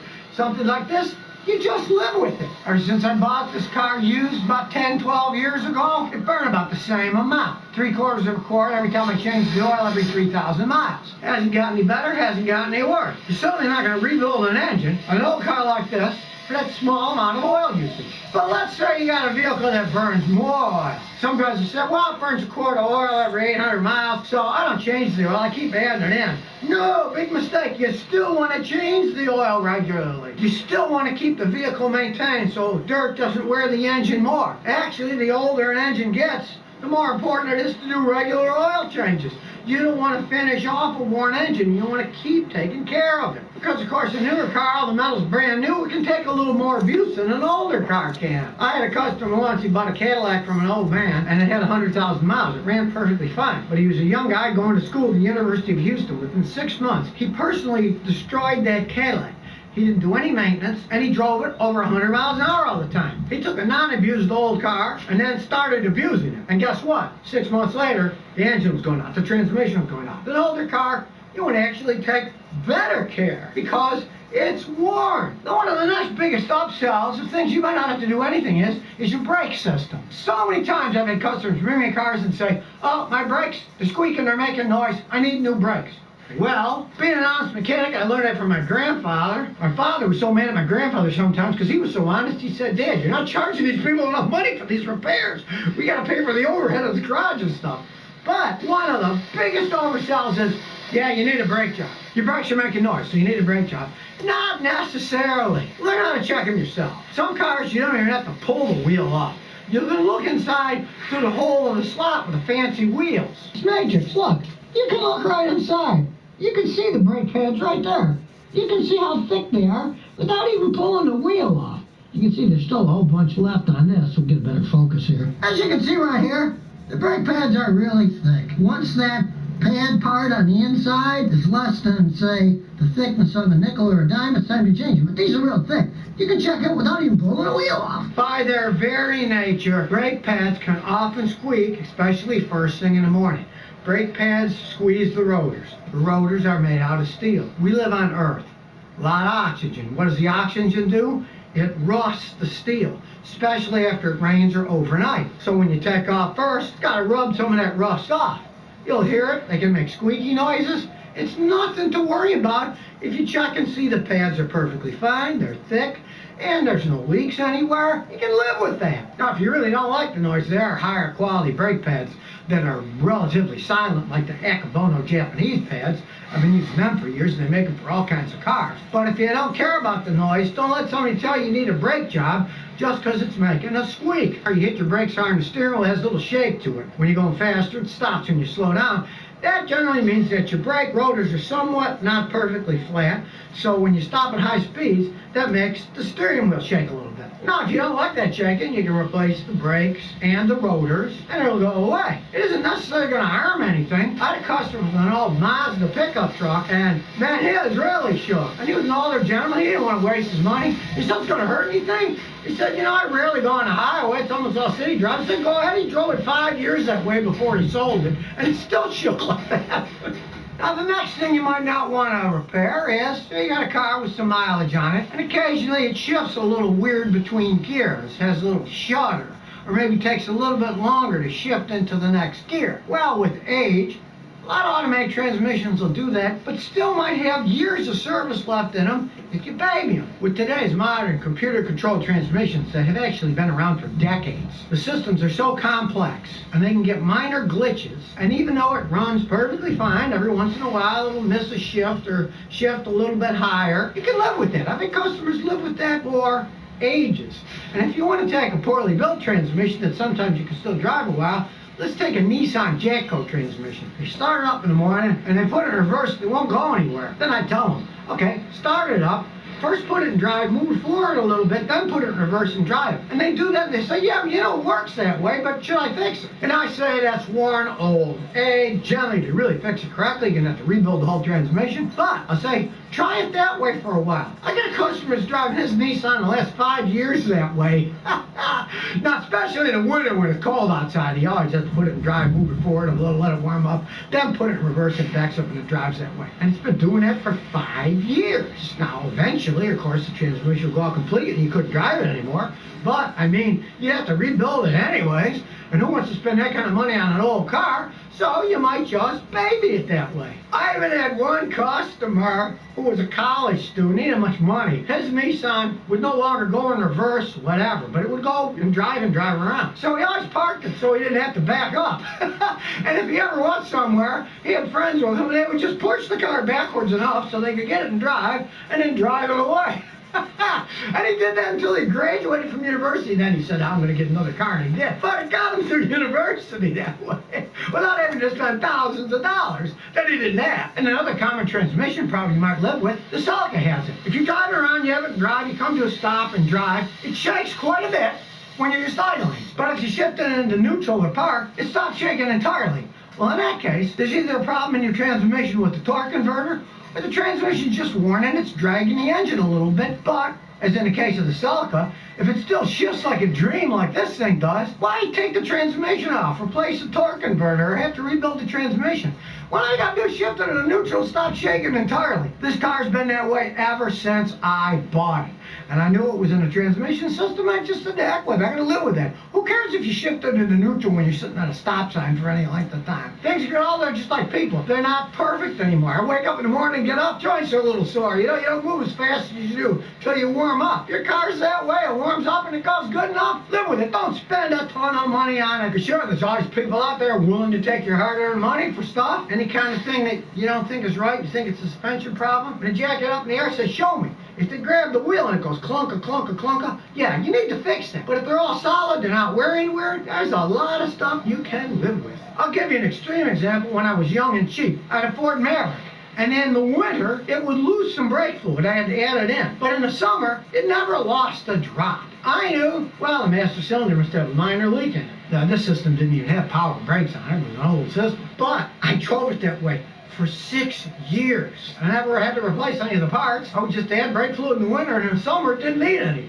So there are things that you can live with, as long as the car runs fine. In the case of that old Maverick, the brake pedal was always hard. It stopped perfectly fine. It didn't have any problems. Now, if it would have been you step on the brake pedal and it would sink to the floor, it's no longer safe. Of course you're going to fix it. But if your pedal's hard the whole time, the car stops straight and hard, and you don't have any problems, hey, why spend a bunch of money? But that said, there's one thing that, in my younger days as a mechanic, you didn't care. A lot of guys went with it, didn't bother fixing it, but today you really have to, is exhaust leaks in your car. You're driving your car and you hear exhaust leaks. In the past, it was always dangerous. If you had carbon monoxide coming in, you could breathe it and the stuff can kill you or make you sick. Guys would crack their windows for that. But the older cars could run perfectly fine because they were simple. They had a carburetor on them, very simple systems for making fuel go in, and simple distributor systems. But modern cars are all computer runs. And if you get an exhaust leak that you hear the noise, that eventually will seriously affect how the car runs, how the car wears, because the computer system uses the oxygen sensors to measure how rich or lean the car is running, so it sets all the parameters for the ignition timing and how much fuel the fuel injector spray in. Very complex system. And if there's an exhaust leak, especially one you can hear that's loud enough to mean it's a reasonable sized hole, that exhaust leaking out allows air to get into the system, and it will make the sensors give some crazy data to the computer. The computer is going to get confused, and then the real air-fuel ratio that makes it run right is probably going to be off all the time. It'll run a catalytic converter, the oxygen sensors. It can really mess things up. Now, this is an extreme example, but I've seen in some cars, it will actually get the exhaust system, the catalytic converter, to glow red hot. That's a bad thing. So if you do have an exhaust leak in a modern car, you want to fix it. You don't want to let that slide by. But thank goodness that's a problem that really isn't that big of a deal these days. When I was younger, the exhaust systems were just made out of steel, which rust, and they get holes and break off all the time. But for ages now, most of the parts have been, they have part aluminum in them, and they don't rust much. Take example, this 94 Celica. It still has the original muffler on it, doesn't leak, doesn't make any noise. So you're not going to have exhaust problems like you did when I was young. When I was young, cars were always getting exhaust leaks in them. But if your car gets one today, maybe a gasket's blown, or you hit something that knocked a hole in it, you want to fix that sooner than later. You don't want to let that slide. So now you know a few things about repairs that your car may not actually need to have done. You want to be safe, but you don't want to waste your money fixing something that really is no big deal. So if you never want to miss another one of my new car repair videos, remember to ring that bell.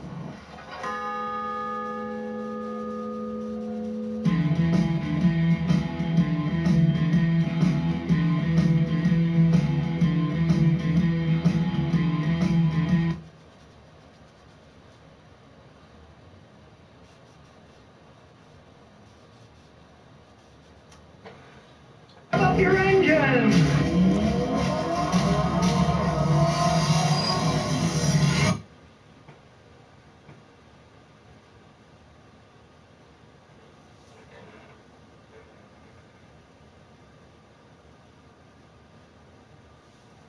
Sup, heathens? How y'all doing? I'm the Godless Engineer, and I critically analyze apologist claims to give you the best arguments and information so that you can stand up and use your voice. Today we're going to be taking a look at Chris Yoon and his failed Trump prophecy. We're going to see how he's reacting to Trump not staying in office and Biden being sworn into office on January 20th. This is a very big issue for Chris because he supposedly has given prophetic words straight from the mouth of God about what is to happen for this election. And so right now, God has sent many of us, myself included, with dreams, visions, prophetic words, and different things like that, only to reinforce what the Lord is actually doing. And of course, the prophetic word that he's received now is that Trump will miraculously remain president. The Lord is allowing this period for a reason, because he's allowing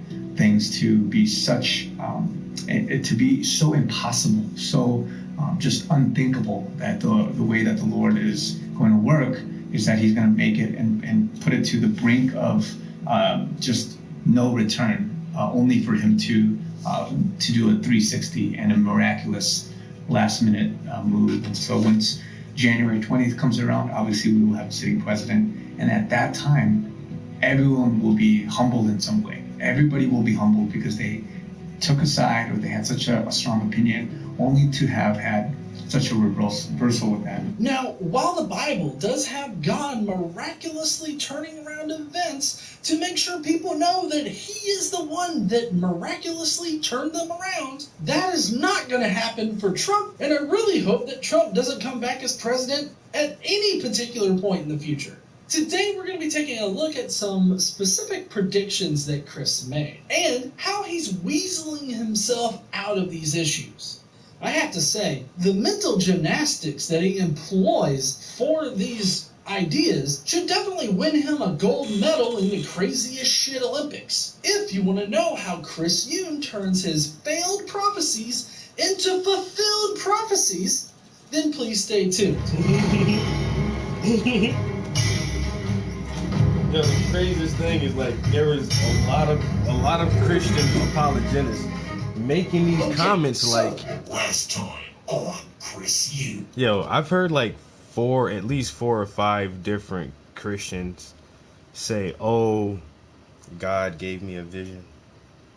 God sent me a message, and he told me that Donald Trump would stay president of the United States." And there were several people saying this shit, just like this Asian dude, or whatever his name is, saying the same thing. "Oh, God has been sending me and other people visions, dreams, messages, saying that this is how he's working, and Trump will stay president. He's going to let it go all the way to the final moments and then turn it around to prove to you his might and ability." And it's like, no.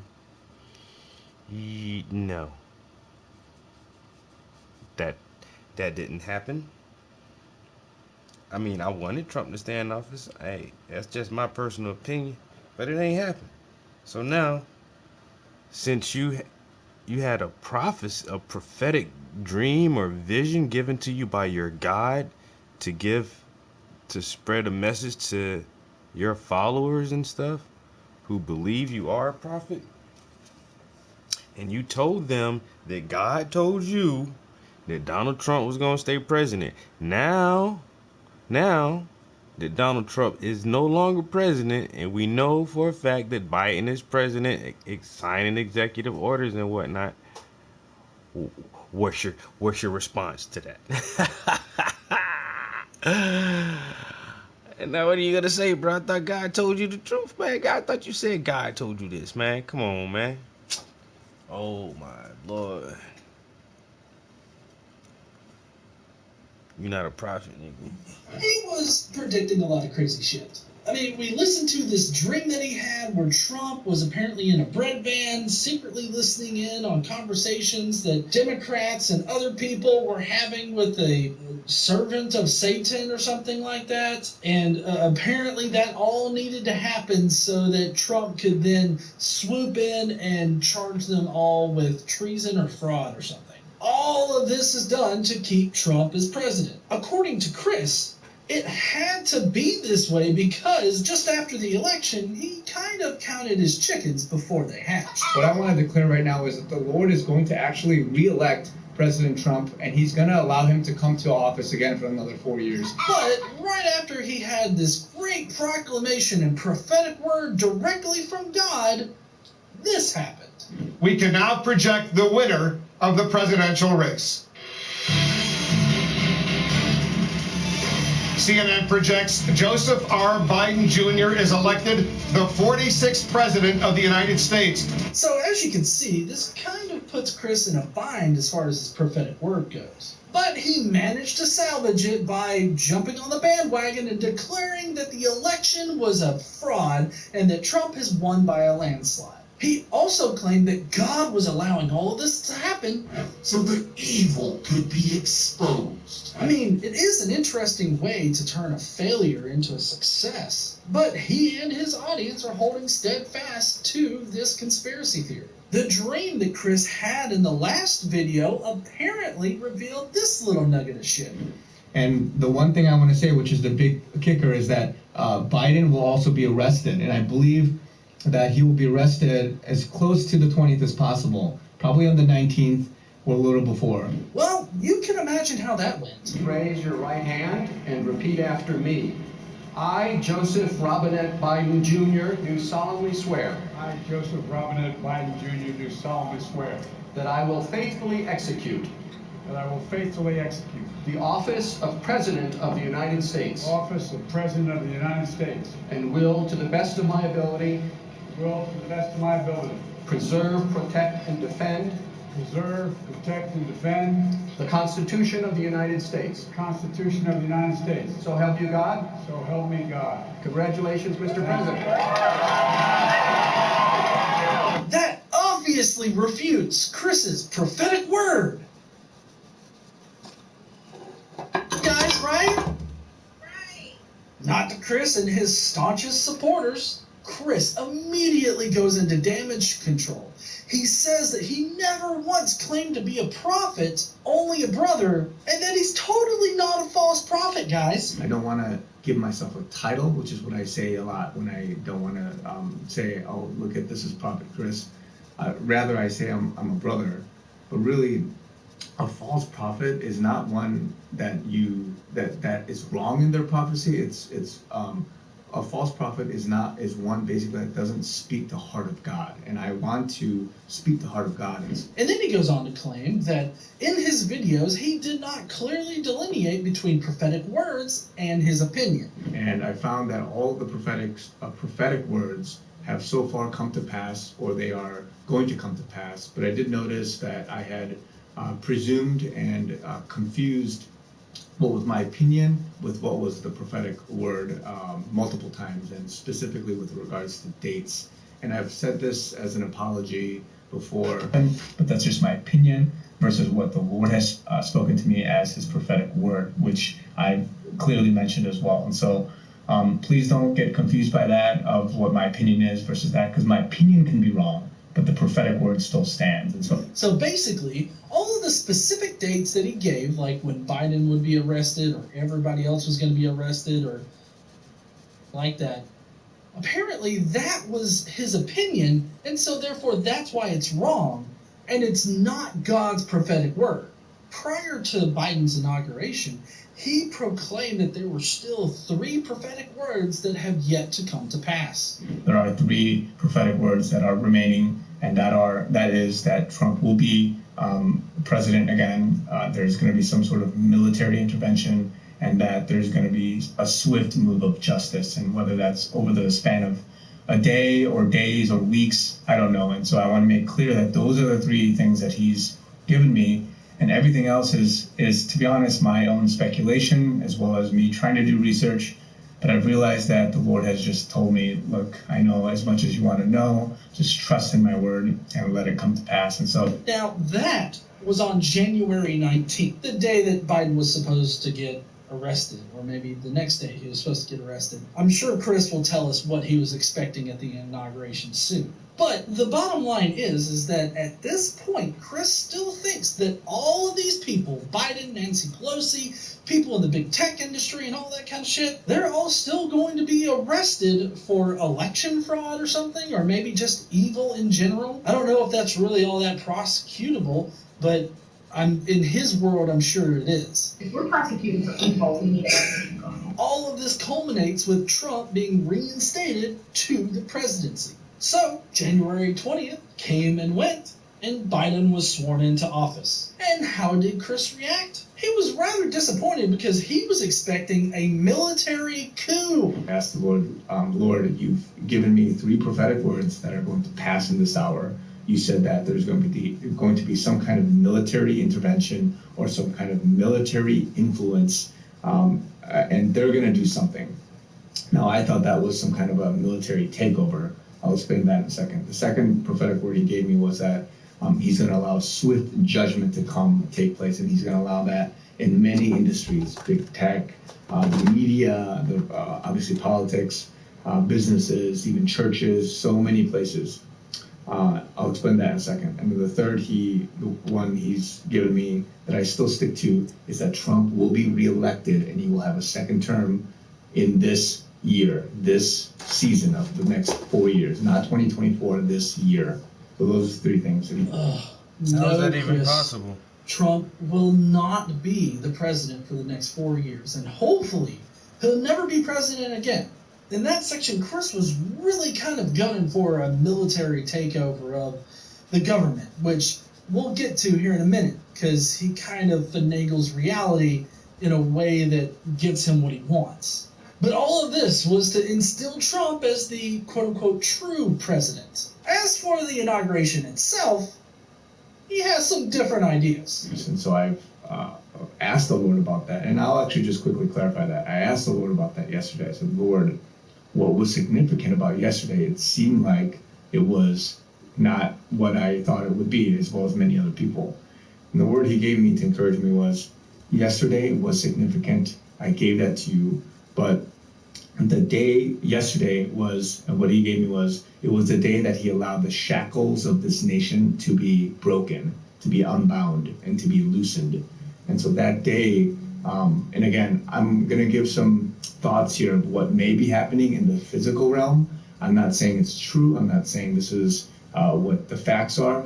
So, let me get this straight, Chris. Biden was sworn into the presidency so that we could break the shackles of the nation? What does that even fucking mean? Luckily, he goes on to explain how, these are all just things that I've heard out in the ether, the gossip, the water cooler, or whatever the fuck they congregate at in these conspiracy theory circles. And he stresses that he doesn't know any of this for a fact. But basically, here's how the military coup happened.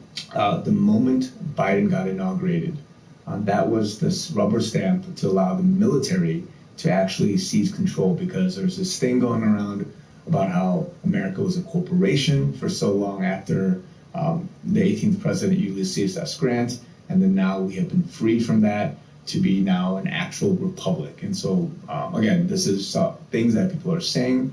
I don't claim to know that, but because of that, that gives the military authority to now rule. And so Chris Miller, who's in charge of the military, as well as Pete Gaynor, who's in charge of FEMA, apparently they are now in control of the United States as well as the government, because, and this is what people are saying, that the moment he was inaugurated, that validated and allowed a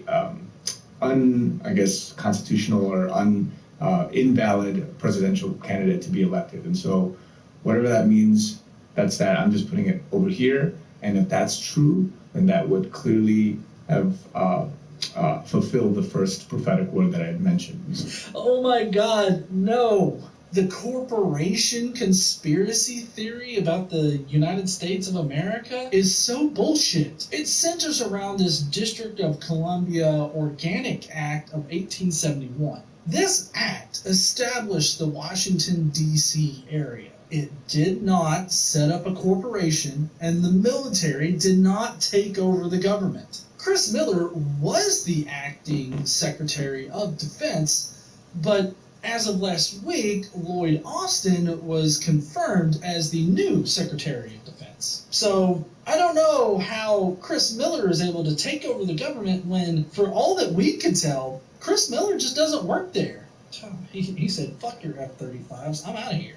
Another thing that I don't understand is why FEMA would be in control of the government. I simply don't understand including FEMA. It would be a lot like including, I don't know, any other random state department that has nothing to do with taking over the government. Now keep in mind that prior to this point, Chris was fervently saying that this is not prophetic word and that this is just all gossip that he's heard, but it all definitely confirms his military action prophecy, and so therefore it's been fulfilled. Despite all of his boilerplate covering of his ass, he still talks authoritatively about this non-event. So to that, whatever that means, yesterday was significant, and it has allowed the military to now covertly and behind the scenes seize control. I don't know what's going on in terms of the news. Chris even has an explanation for why Biden was not just immediately arrested on camera at the inauguration event.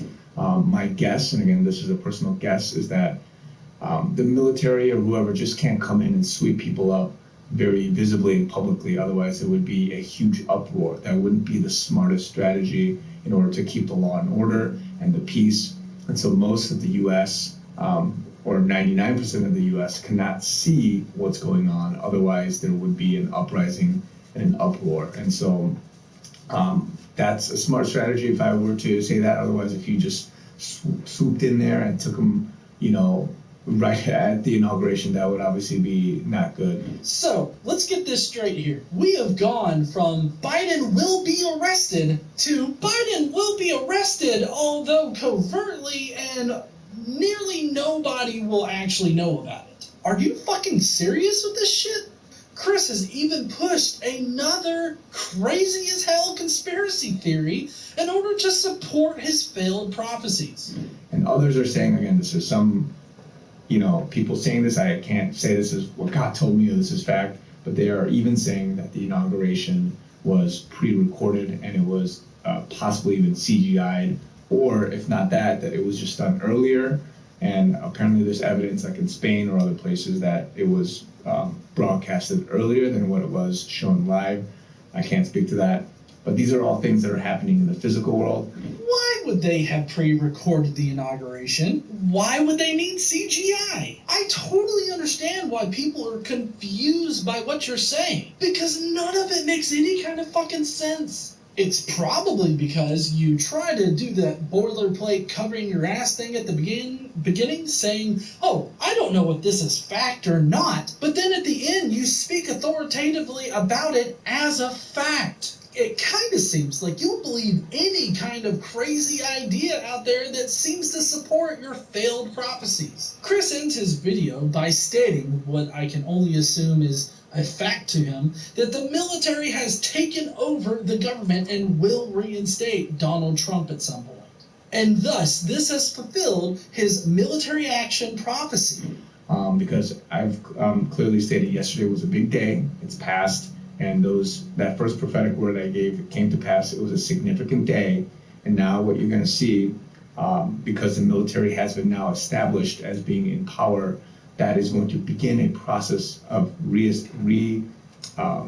establishing Trump as the president. So if anything, it is a cascading effect that has actually allowed the inauguration or the proper establishment of Trump being the president again. So we may not see it visibly, but it is a process. So if anything, that prophetic word has come to pass or is beginning to come to pass, meaning that Trump will be in his second term. But all that, again, to say that it will take some time. So even though he claims to not know whether or not any of this actually happened, he still rubber stamps his prophecy as being fulfilled.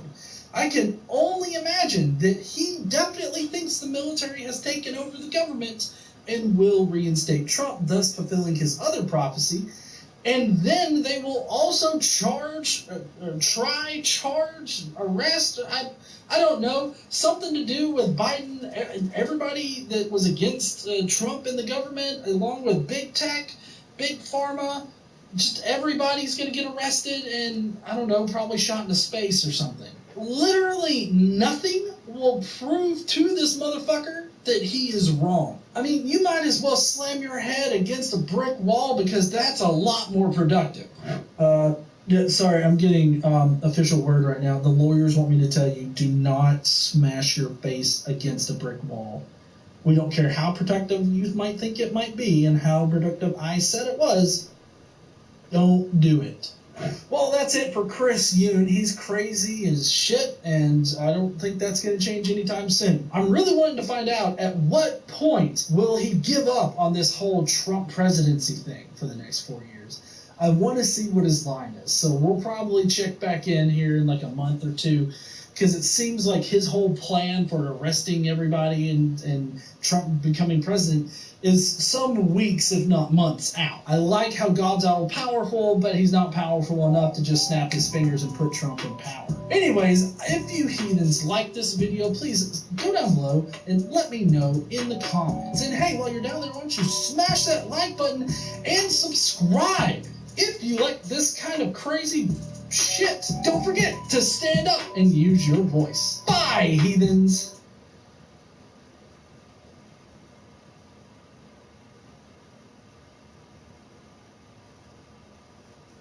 What's up, heathens? How ya doing? I'm the Godless Engineer, and I critically analyze apologist claims to give you the best arguments and information so that you can stand up and use your voice. Today we're going to be taking a look at the cynical Christian who says that evolution undermines absolutely everything in reality. Just imagine Darwin with the reality stone, and he's made evolution a thing, and it's just fucked everything up. That is the view of the cynical Christian. So if you guys want to know how crazy this guy gets, then please stay tuned.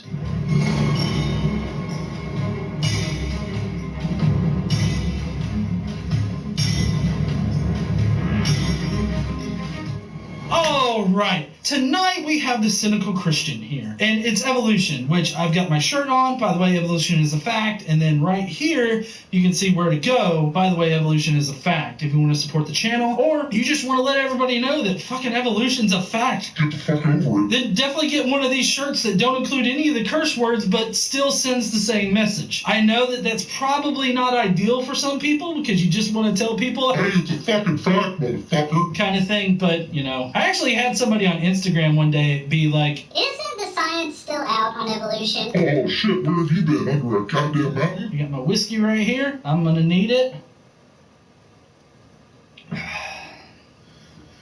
Okay, guys, I'm gonna got this list here. I'm gonna make some philosophical arguments against evolution. There's nothing philosophical about this goddamn video. I'm gonna flat out tell you right now, there is not a goddamn thing that's philosophical about this shit. Why, Greg Bonson, without God, you cannot know anything. Agreed. Without God, you cannot know anything. Agreed.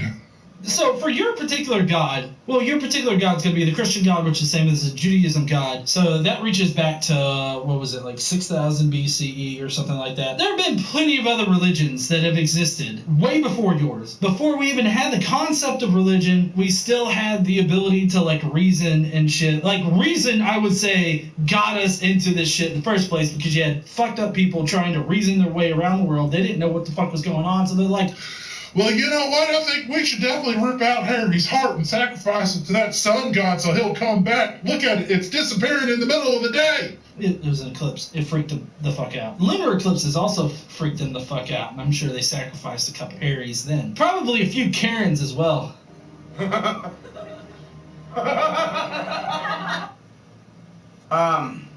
Evolution. The coming into the occult doctrine of becoming, things coming into being. What? Fuck! Wait a second, I almost let that slip. Evolution is the occult doctrine of things coming into being. What does that even fucking mean? At this point, I'm like, what the fuck are you talking about? Apparently, this guy thinks that it's a conspiracy. It's an occult doctrine about how things came to be. No, it's a scientific theory about the diversity of life that we have on Earth. There's nothing occult about it. Without God, without the divine mind, we don't have any trustworthy faculties of the human mind. Are you stupid or something? Because if everything is evolved for the sake of survival and procreation, then there is no, by default, higher transcendent truth. There is nothing but the material. And this implies that logic would be a result of evolutionary psychology.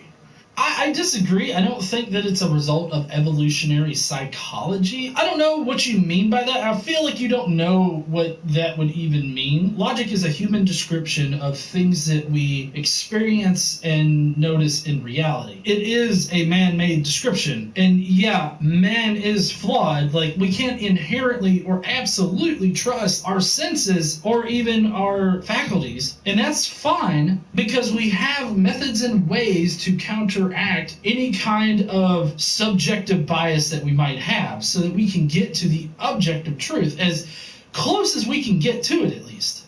Which means it's not binding, like morality. It's not binding. It is a utilitarian man-made construct which could change. Well, yes, because they are human descriptions of what we experience in reality, they are subject to change because our human experiences may not represent the actual thing that's happening. A good example of this is like lightning. People used to think that the gods threw lightning, like Zeus and all this other shit. Like they thought that the gods were responsible for storms and weather and cancer and dick cancer too, I'm sure. In the Bible, dick cancer is definitely God's shtick. You guys don't remember in the Bible, there's this one point where these people stole the Ark of the Covenant, so God gave them all dick cancer, and I guess clit cancer too. But if logic and morality can change and they're not binding, then we can't trust us.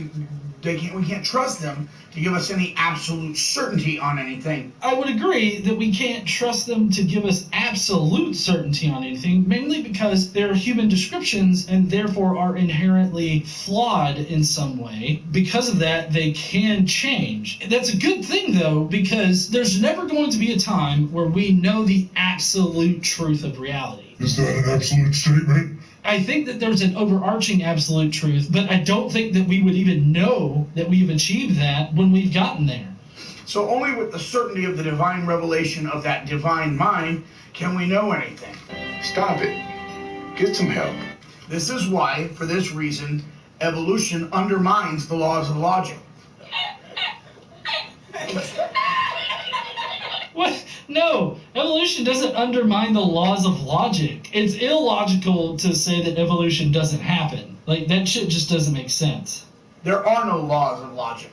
It's not built into the fabric of the universe. It is merely a man-made construct used merely for survival and procreation. They're not just used for survival and procreation. I would say that you could use the descriptions of logic and apply them to situations for, survival and, I guess, procreation. The laws of logic and all this other stuff, they're not designed just so that you can fuck Mary from the bar. That's not the reason that they're designed. There's a bit of a nuance here between the description that we call logic and the absolute truth of reality, or what actually exists in reality. The laws of logic and any other man-made human description, those are our descriptions of what happens in reality. If we don't understand what happens in reality, our descriptions of it can be wrong. We have methods and processes to try to bridge that gap so that we get the best representation of that reality. Because there's no other transcendent truth. There's nothing higher than the material. And if you are, again, a theistic evolutionist, then it almost implies that you can ascend through a process of evolution into a state of divinity.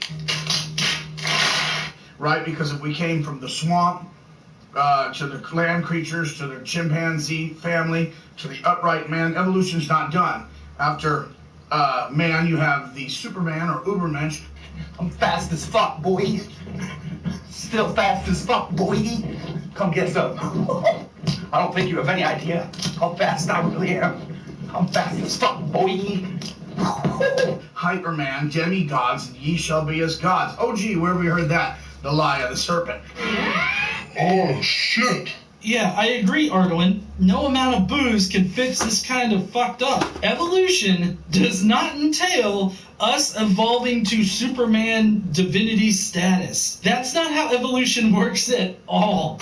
We're never going to be able to do that. Superman is a godlike figure, but also he was crafted to be that way just because that's how he was crafted, right? That's how he was designed. But that's not what evolution entails. We're always going to be evolving, but all that means is that we're going to continue to adapt to our environment. That's all that really evolution is. It's the adaptation to the environment that you're in. And it's the change in allele frequencies and how those new changes or whatnot allow you to survive better in the environment. It's all about how life changes to survive in the environment. That's what evolution is. I don't know what in the fuck you just said. Again, Dr. Bahnsen says it very, very well. In the ancient tradition, the Greek tradition, some of the other traditions before that, there was this belief of this chain of being that ascended upward between the physical, and after you transcend the physical, you go into the ethereal or the spiritual. No. But that's not the way it is biblical. There's the spiritual world, and then there is the physical world. There's nothing biblically that, assumes that we can transcend into the spirit world in and of ourselves. No, don't like that.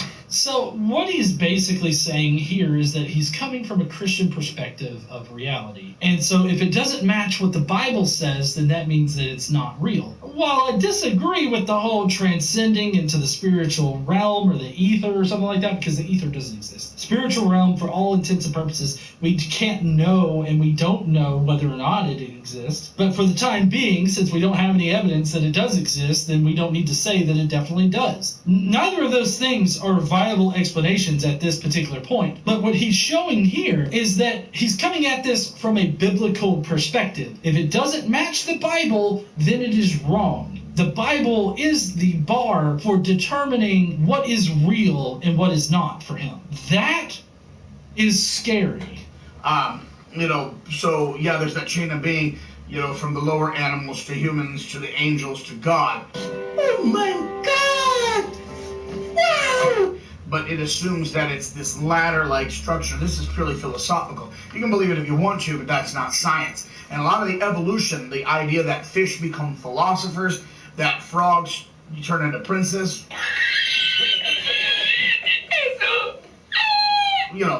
given enough time and chance and, evolution. See, frogs become princes.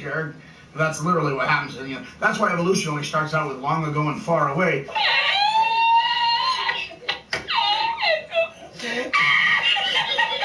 Because they're getting ready to give you their fairy tale.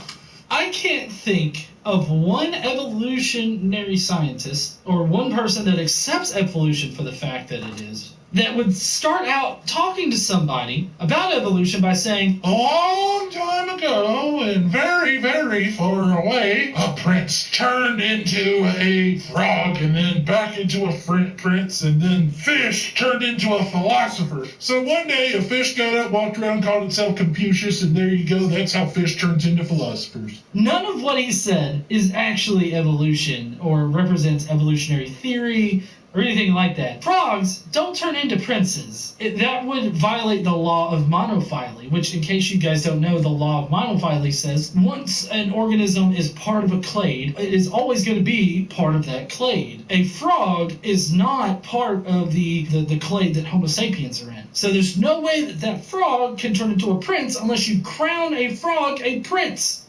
But evolution, if it really is just a matter of survival. I don't know if you guys heard, but Casey said some philosophers are fishy, though.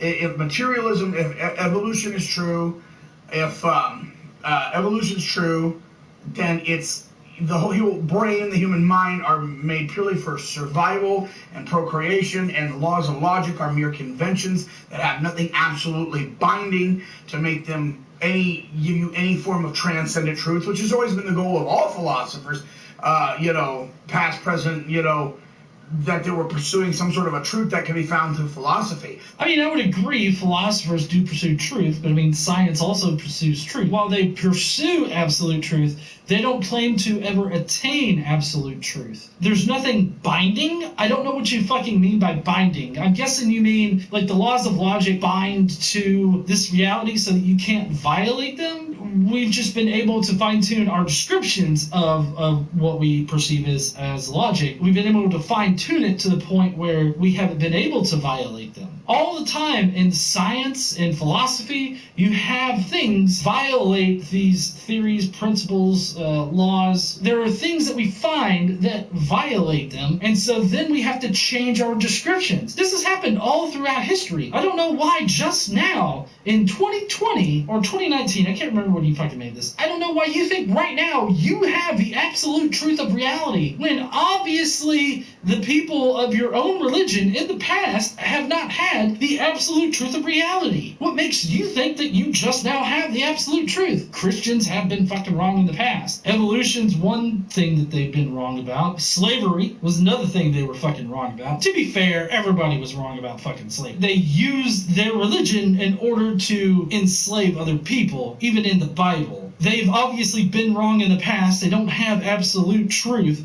whatsoever.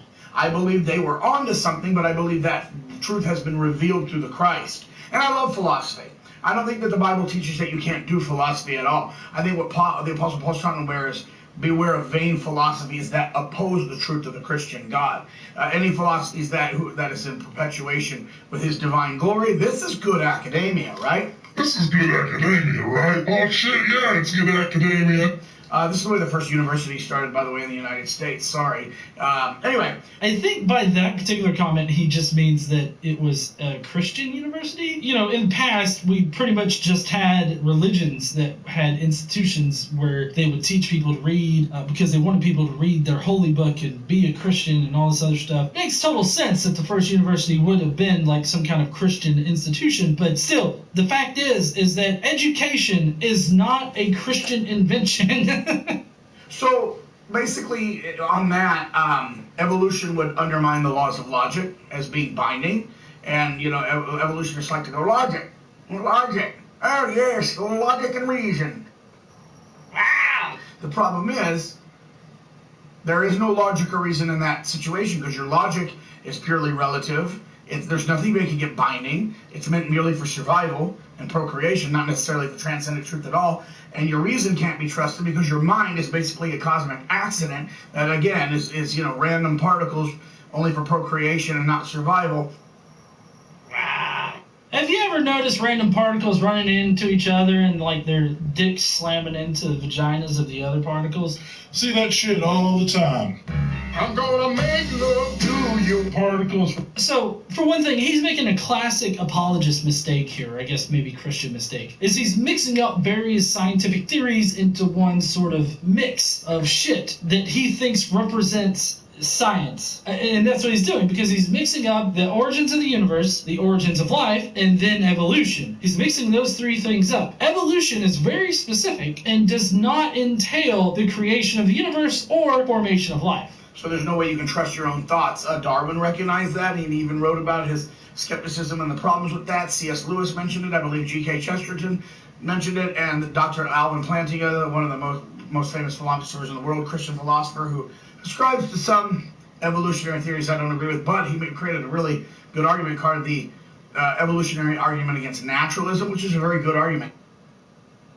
So I don't know about the other guys, but I do know that Darwin did talk about how the human brain evolved, then there's no way that we can trust it as being able to give us absolute truth. Which you would think by the time that Darwin was doing his thing, that would have been pretty fucking obvious. I mean, by the time Darwin was doing his thing in the late 1800s, I mean, you had the Protestant Reformation, where you had Christians killing other Christians, and 100 years before Darwin, you had the American Revolution, where they were separating from England, and that was Christians that were fighting other Christians for their freedom to practice their own particular religion in the way that they want. And it's the idea is that if the mind evolved itself, the mind can't trust itself for the same reason that the laws of logic are no longer binding. You undermine the laws of nature. Okay, laws of nature imply a lawgiver. In the Middle Ages, the philosophers of science, harkening back to the earlier periods of science like Galileo and Newton and Kepler, refer to this as Whitehead's thesis, and that's that the reason that science developed more in the Western hemisphere than it is in the Far Eastern cultures is because of the religious systems. In the East, you have sort of a lot of Taoist, Buddhist, mystical type of stuff that does not necessarily assume a divine lawgiver, whereas in the medieval tradition and the Western European traditions, it does. So the bottom line is the statement is paraphrased, men became scientific in the West. See, technology developed pretty well over in the East.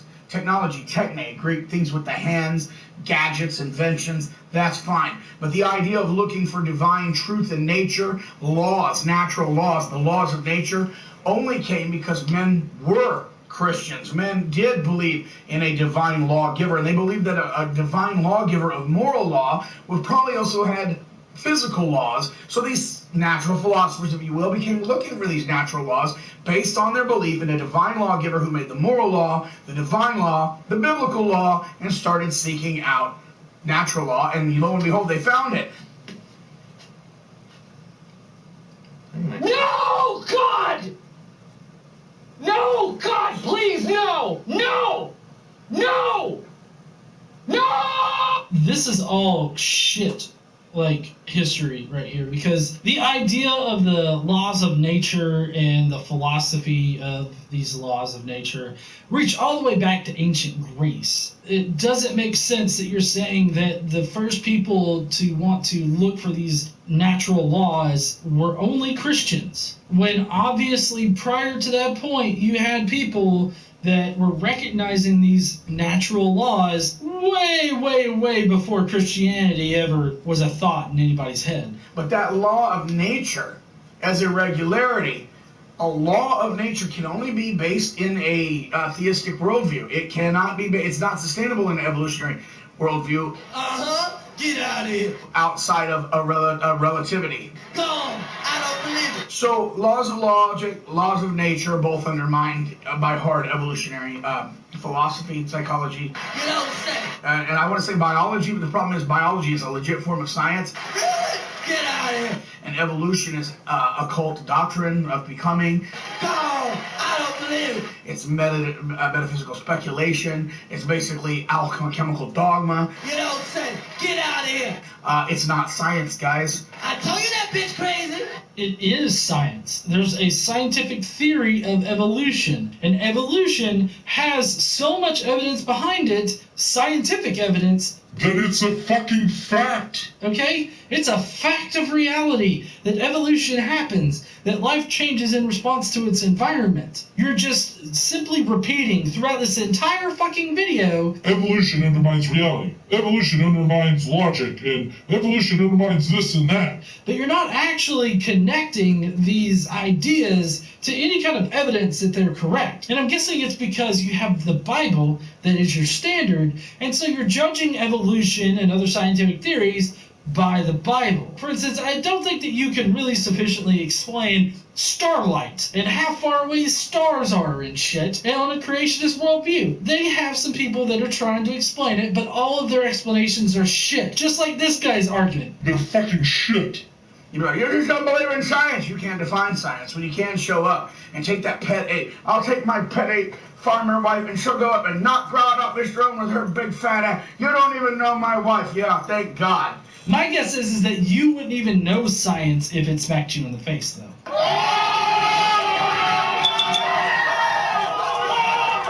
Okay, literally. Okay, again, evolution also undermines the rationality of the mind. Right? Again, evolution, we can't trust our thoughts. Evolution essentially would actually undermine the veritas, the truth, and the reliability of mathematics to study and manipulate nature, okay? As far as mathematics goes, I mean, math would be a tool that you could use in evolutionary theory to explain certain things. Like, you use math to determine the allele frequencies of a population, and you can use math to determine whether or not a population has enough genetic diversity and genetic drift in order to, survive. So uses in order to explain why certain things happen the way they do in nature. Because this is a problem. Mathematics are a powerful construct of the human mind. We assign the symbols, but it shows that the human mind is rational, and can not only is it rational, it can apply that to a seemingly ordered nature and manipulate it. That is why I create basically wait till I get to my argument against evolution from the atomic bomb.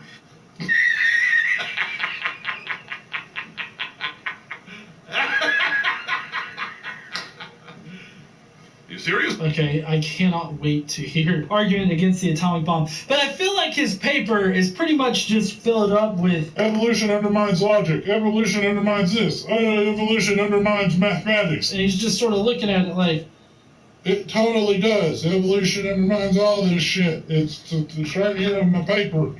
So basically, evolution would undermine mathematics. How are abstract mathematics necessary for survival, per se? Yeah, they're used for science and invention, I agree. But when Archimedes was sitting there drawing his circles... What's your question? What is wrong with your way?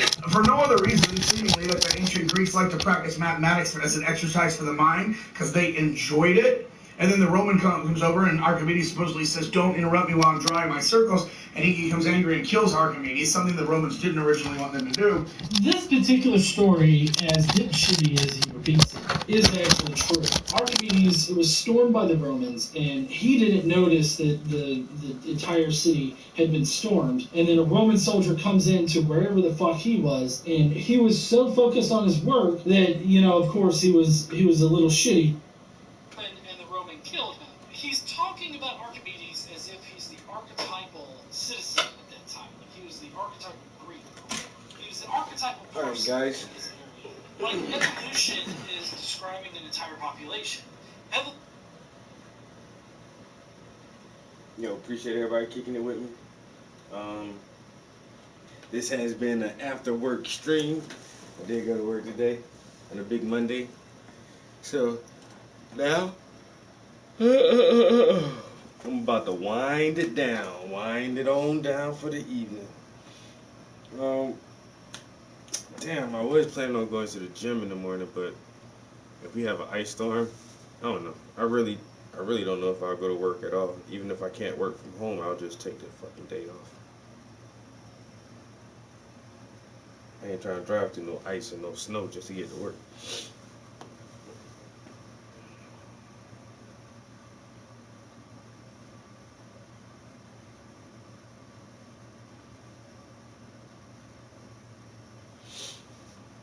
But yeah, I'm about to go downstairs and chill. I don't know. I might play some video games. If I do play some video games, I'll probably stream that shit.